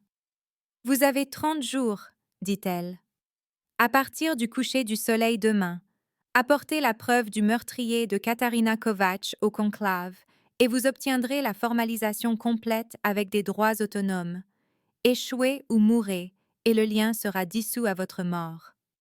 Dmitri Kovacs, vous pouvez l'aider dans son enquête, mais vous ne pouvez pas interférer avec les opérations de Threnody à moins qu'elles ne menacent directement l'héritier. C'est son procès, pas le vôtre. Comprenez-vous les termes? Emma et Dimitri parlèrent ensemble. « Oui. »« Le conclave est ajourné, » dit Mira. Les anciens se levèrent. La foule commença à se disperser. Emma resta figée au centre du sol, l'adrénaline retombant, à peine capable de croire ce qu'elle venait de faire.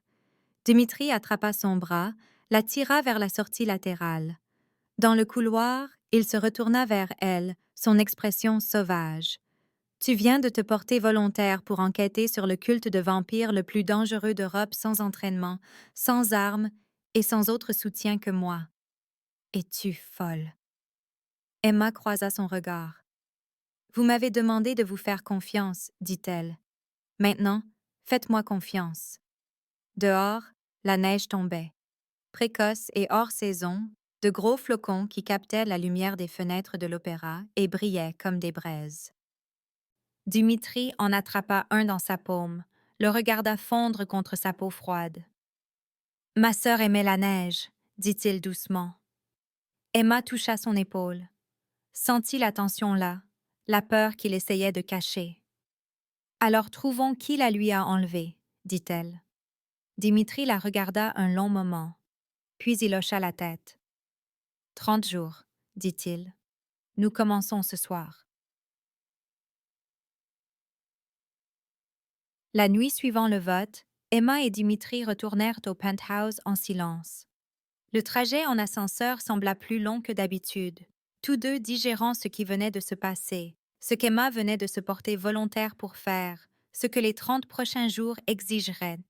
Alexander dormait quand Inessa le lui remit, enfin calme après avoir pleuré pendant la majeure partie de la session du conclave, et Emma le prit avec des mains prudentes, pressa son visage dans ses cheveux doux et l'inspira comme de l'oxygène. Inessa avait laissé des dossiers sur la table de la salle à manger, une pile nette de classeurs, de feuilles volantes et de photographies qu'Emma reconnut comme tout ce que le conclave avait compilé sur le meurtre de Katharina. « Merci, » dit Emma doucement. L'expression d'Inessa était illisible. « Ne me remerciez pas encore, » dit-elle. La plupart des Karana qui invoquent le procès par plaidoyer ne survivent pas à la tentative. Celles qui le font ne sont plus jamais tout à fait les mêmes après. Puis elle fut partie, les portes de l'ascenseur se refermant derrière elle, laissant Emma et Dimitri seuls avec un bébé endormi et une table pleine de morts. Dimitri se dirigea vers le bar, versa 2 verres de quelque chose de rouge foncé d'une carafe en cristal. Emma ne demanda pas ce que c'était, accepta simplement le verre qu'il lui tendit et but. Ça avait le goût de cerise, de fer et de quelque chose de plus ancien, minéral et froid. Elle déposa Alexander dans son berceau, le regarda s'installer avec un petit soupir, puis retourna à la table. Étala les dossiers. Dimitri s'assit en face d'elle, son visage soigneusement neutre, mais ses épaules tendues par une tension qu'il ne pouvait pas tout à fait cacher. Ils travaillèrent en silence pendant 1 heure, construisant une chronologie à partir des dépositions de témoins, des rapports de police et des photographies qui retournèrent l'estomac d'Emma. Katharina était à Prague pour un sommet diplomatique, mais avait pris une journée personnelle pour rencontrer un artiste humain, un muraliste nommé Lucas Thorne, spécialisé dans la restauration historique. Elle l'avait engagé pour peindre une planque qu'elle rénovait, quelque chose sur la préservation des motifs culturels moraves. La réunion était prévue à 20 heures dans son atelier de la vieille ville. Elle n'y arriva jamais. Son corps fut retrouvé à 22h30 dans une ruelle à 3 pâtés de maison de l'atelier, la gorge tranchée si profondément que la blessure avait sectionné sa colonne vertébrale. Alexander disparut de l'écharpe dans laquelle elle le portait. L'artiste, Lucas Thorne, disparut la même nuit. Pas de corps, pas de témoins, pas de piste. Son atelier était vide, son appartement abandonné, ses comptes en banque intacts. Le conclave avait supposé que Threnody les avait tués tous les deux, s'était débarrassé de l'artiste pour éliminer les témoins, avait pris Alexander pour l'utiliser contre la maison morave. Mais un détail titillait Emma. Elle sortit une photographie en gros plan de la blessure de Katharina, se força à regarder au-delà du sang et à se concentrer sur les bords. La coupe était nette, presque chirurgicale, faite avec une lame courbe et incroyablement tranchante. Elle regarda d'autres photographies d'attaques connues de Threnody qu'Inessa avait incluses pour comparaison. Des pieux dans le cœur, des corps brûlés, des gorges arrachées par des dents, pas des lames. Jamais de coupe aussi précise, aussi rituelle. Elle le fit remarquer. Dimitri devint très immobile, son verre figé à mi-chemin de sa bouche. Quoi? Demanda Emma. La garde de l'Alliance utilisait des lames d'argent, dit-il doucement. Courbes, cérémonielles, bénies lors d'une cérémonie dont je n'ai jamais appris les détails. C'étaient des exécuteurs vampires, créés au XVe siècle pour protéger les héritiers et éliminer les menaces à la pureté de la lignée. Ils ont été démantelés en 1889 après avoir exécuté une douzaine de vampires pour des violations alimentaires et avoir failli déclencher une guerre civile. La peau d'Emma se hérissa. Certains auraient-ils pu survivre? Dimitri posa son verre avec une précision minutieuse. S'ils l'ont fait, ils se cachent depuis plus d'un siècle et demi. Mais leur mandat était absolu. Protéger les héritiers, maintenir la pureté de la lignée, éliminer la contamination. S'ils ont appris que Katia avait eu un enfant et l'élevait avec des influences culturelles humaines, se nourrissant de donneurs consentants au lieu de chasser, engageant des artistes humains. Il ne termina pas. Emma le fit, sa voix plate. Il l'aurait vu comme une violation, pas une menace externe de Threnody, une purge interne. La main de Dimitri se resserra sur son verre. Il se fissura, de fines fractures se propageant sur le cristal, et du sang perla entre ses doigts, sombre et visqueux. Son sang, réalisa Emma, pas ce qu'il avait bu. Il avait serré assez fort pour le briser et se couper. Si la garde de l'Alliance a tué ma sœur, dit-il, et sa voix était d'un calme mortel de la manière qui signifiait qu'il retenait quelque chose d'énorme. Alors la menace n'est pas externe, elle est dans le conclave lui-même, un des anciens, ou quelqu'un qu'il protège. Emma tendit la main à travers la table sans réfléchir, couvrit sa main ensanglantée de la sienne. Le sang était froid et glissant, et elle s'en fichait. Alors, nous trouverons lequel, dit-elle. Et nous les réduirons en cendres. Dimitri la regarda vraiment, cette femme humaine qui était entrée dans sa vie par pur accident 31 jours auparavant et était devenue le mur porteur soutenant tout son monde. « Pourquoi faites-vous ça ?» demanda-t-il doucement. Emma resta silencieuse un moment, regarda leurs mains, la sienne chaude et vivante, la sienne froide, ensanglantée et totalement immobile. Au début, dit-elle lentement, la survie. Je vous ai aidé parce que l'alternative était de mourir ou de regarder Alexander mourir. Puis c'était pour lui, pour protéger un bébé qui n'a pas demandé à naître dans ce cauchemar. Mais maintenant. Elle leva les yeux, croisa ses yeux noirs. Parce que personne ne devrait perdre sa famille comme ça. Et parce que vous m'avez demandé de vous faire confiance quand j'avais toutes les raisons de ne pas le faire, alors je vous demande de me laisser vous aider, pas parce que le lien m'y oblige, parce que je le choisis. La main libre de Dimitri se leva, lui prit la mâchoire avec une douceur qui lui coupa le souffle. Son pouce effleura sa joue, peau froide contre peau chaude. « Vous êtes la chose la plus dangereuse qui me soit jamais arrivée, » dit-il. « Bien, » murmura Emma. Il se pencha en avant. Elle ne recula pas. Le baiser fut doux, hésitant, une question qu'aucun d'eux ne s'attendait à poser. Ses lèvres étaient fraîches, douces, et avaient le goût de la boisson qu'il avait versée, cerise, fer et quelque chose d'ancien. Le cœur d'Emma battait si fort qu'elle savait qu'il pouvait l'entendre, pouvait probablement le sentir à travers sa peau, mais elle s'en fichait. Quand ils se séparèrent, il appuya son front contre le sien, son souffle inutile mais présent quand même, Une habitude d'avoir été humain des siècles auparavant qu'il n'avait jamais tout à fait perdue. Cela complique tout, dit-il. Emma rit, tremblante et essoufflée. Tout était déjà compliqué, dit-elle. Le matin vint avec une lumière grise à travers les fenêtres aides et la neige tombant toujours dehors, étouffant la cacophonie habituelle de la ville. Emma avait somnolé sur le canapé pendant peut-être 3 heures, pendant que Dimitri continuait de travailler, recoupant des dossiers et passant des appels à des contacts à Prague. Elle se réveilla à l'odeur du café, trouva une tasse qui l'attendait sur la table, leva les yeux pour voir Dimitri la regarder avec une expression qu'elle ne pouvait pas tout à fait lire. « Merci, dit-elle. » Il hocha la tête, retourna à ses dossiers. Emma examinait les dépositions de témoins, essayant de trouver des incohérences, quand son téléphone vibra. Elle avait presque oublié qu'elle l'avait récupéré. Dimitri le lui avait rendu après le vote du conclave, le logiciel de suivi retiré et les restrictions levées, un geste de confiance qui l'avait surprise. Le SMS provenait d'un numéro inconnu.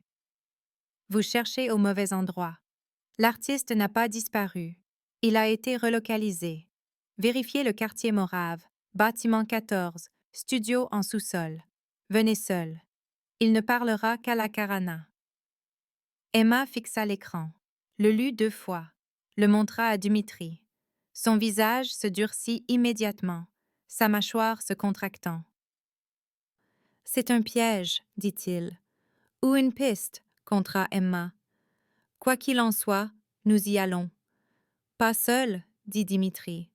Sa voix ne laissait aucune place à la discussion. Le message dit seul ou il ne parlera pas. Je me fiche de ce que dit le message, dit Dimitri. Vous n'allez pas entrer dans une embuscade sans moi. Nous avons passé 30 jours à établir que vous êtes trop précieuse pour prendre des risques. Je ne vous laisserai pas gâcher ça pour un SMS anonyme de quelqu'un qui pourrait être de Threnody, de la garde de l'Alliance, de n'importe qui. Emma sourit faiblement. Vous voyez, dit-elle, un partenariat. Elle ferma les dossiers, se leva, s'étira. Son épaule lui faisait mal là où la blessure du pieu guérissait encore, lui ferait probablement mal pendant des semaines. Mais les points de suture avaient tenu et Inessa avait dit qu'il y aurait une cicatrice minimale. Alexander se réveilla alors, babillant ses sons de bonjour, et Emma se dirigea vers le berceau et le sortit. Il attrapa immédiatement ses cheveux, tirant avec la force enthousiaste d'un bébé qui ne comprenait pas encore la douceur, et rit quand elle fit semblant d'avoir mal. Elle l'embrassa sur le front. Il sentait le lait, le sommeil et l'innocence. Dimitri les regarda, son neveu et sa Carana, et sentit quelque chose dans sa poitrine se fissurer davantage. La glace qu'il avait construite autour de son cœur pendant 6 siècles se fracturant sous le poids de l'affection pour ces 2 êtres fragiles, mortels, impossibles. « Si ça tourne mal, commença-t-il. Emma le coupa. « Ça n'arrivera pas, dit-elle. Nous sommes trop têtus pour mourir. » Dimitri faillit sourire. « Ce n'est pas comme ça que la survie fonctionne, » dit-il. Emma se dirigea vers l'ascenseur, Alexander sur sa hanche. « Alors je suppose que nous devrons réécrire les règles, » dit-elle. L'ascenseur descendit jusqu'au garage souterrain, béton, ombre et leur souffle formant de la buée dans l'air froid. Une voiture noire attendait, moteur déjà en marche, car Dimitri avait appelé à l'avance. Emma attacha Alexander dans un siège auto qui n'était pas là hier, nouvellement installé avec le genre d'efficacité qui suggérait que Dimitri avait des gens qui s'occupaient de ces choses du jour au lendemain. Le bébé gazouilla joyeusement, tendant la main vers les jouets suspendus que Dimitri avait attachés à la poignée. Dimitri démarra le moteur. La neige tombait toujours dehors, visible à travers l'entrée du garage, blanche contre la ville sombre qui commençait à peine à se réveiller. Emma regarda Alexander dans le rétroviseur, son petit visage sérieux alors qu'il étudiait ses jouets. Puis Dimitri, son profil acéré dans la pénombre. « Prête ?» demanda-t-elle. La main de Dimitri trouva la sienne sur le levier de vitesse, la recouvrit de ses doigts froids. « Non, dit-il, mais nous y allons quand même. » La voiture s'avança, les pneus crissant sur la neige, les phares fendant le rideau blanc. Ils roulèrent dans la ville, dans le matin, vers ce qui les attendait dans le bâtiment 14. Derrière eux, la porte du penthouse se ferma. Les serrures s'enclenchèrent avec un clic mécanique. À l'intérieur, sur la table de la salle à manger, les dossiers étaient éparpillés. Photographies, chronologie et déposition de témoins. 2 chaises vides. Un verre brisé, du sang séché sombre sur le cristal. Et sur la photographie du dessus, le gros plan de la scène de la mort de Katharina, à peine visible en arrière-plan flou. Une silhouette. Grande, portant des vêtements formels, une épingle à son revers captant le flash de l'appareil photo. Le croissant de lune et les 3 lignes du conclave. Quelqu'un avait été là. Quelqu'un avait regardé. La voiture s'inséra dans la circulation. Emma regarda la ville défiler, des flocons de neige s'accrochant au pare-brise et fondant. « Après avoir trouvé l'artiste, dit-elle, nous prendrons un chiot à Alexander. » Dimitri lui jeta un coup d'œil. « Les vampires n'ont pas d'animaux de compagnie, » dit-il. « Alexander est à moitié humain, » dit Emma. « Il aura un chiot. » Dimitri resta silencieux un moment. Le coin de sa bouche tressaillit. « Nous en discuterons, » dit-il finalement. Emma sourit. C'était la première fois qu'elle souriait comme ça depuis la banque. Un sourire ouvert, authentique et vivant. Et la poitrine de Dimitri se serra avec quelque chose qui aurait pu être de l'espoir, de la peur, ou les deux. La neige continuait de tomber. La ville continuait de se réveiller. Et sur la banquette arrière, Alexander riait de ses jouets, inconscient du danger, de l'enquête et de la conspiration qui se refermait autour d'eux. En sécurité, pour l'instant, dans les bras de 2 personnes qui brûleraient le monde pour le garder ainsi. La voiture tourna à un coin de rue. Le bâtiment 14 apparut. La main d'Emma se resserra sur celle de Dimitri. Il la serra en retour. Ensemble, ils roulèrent vers l'inconnu.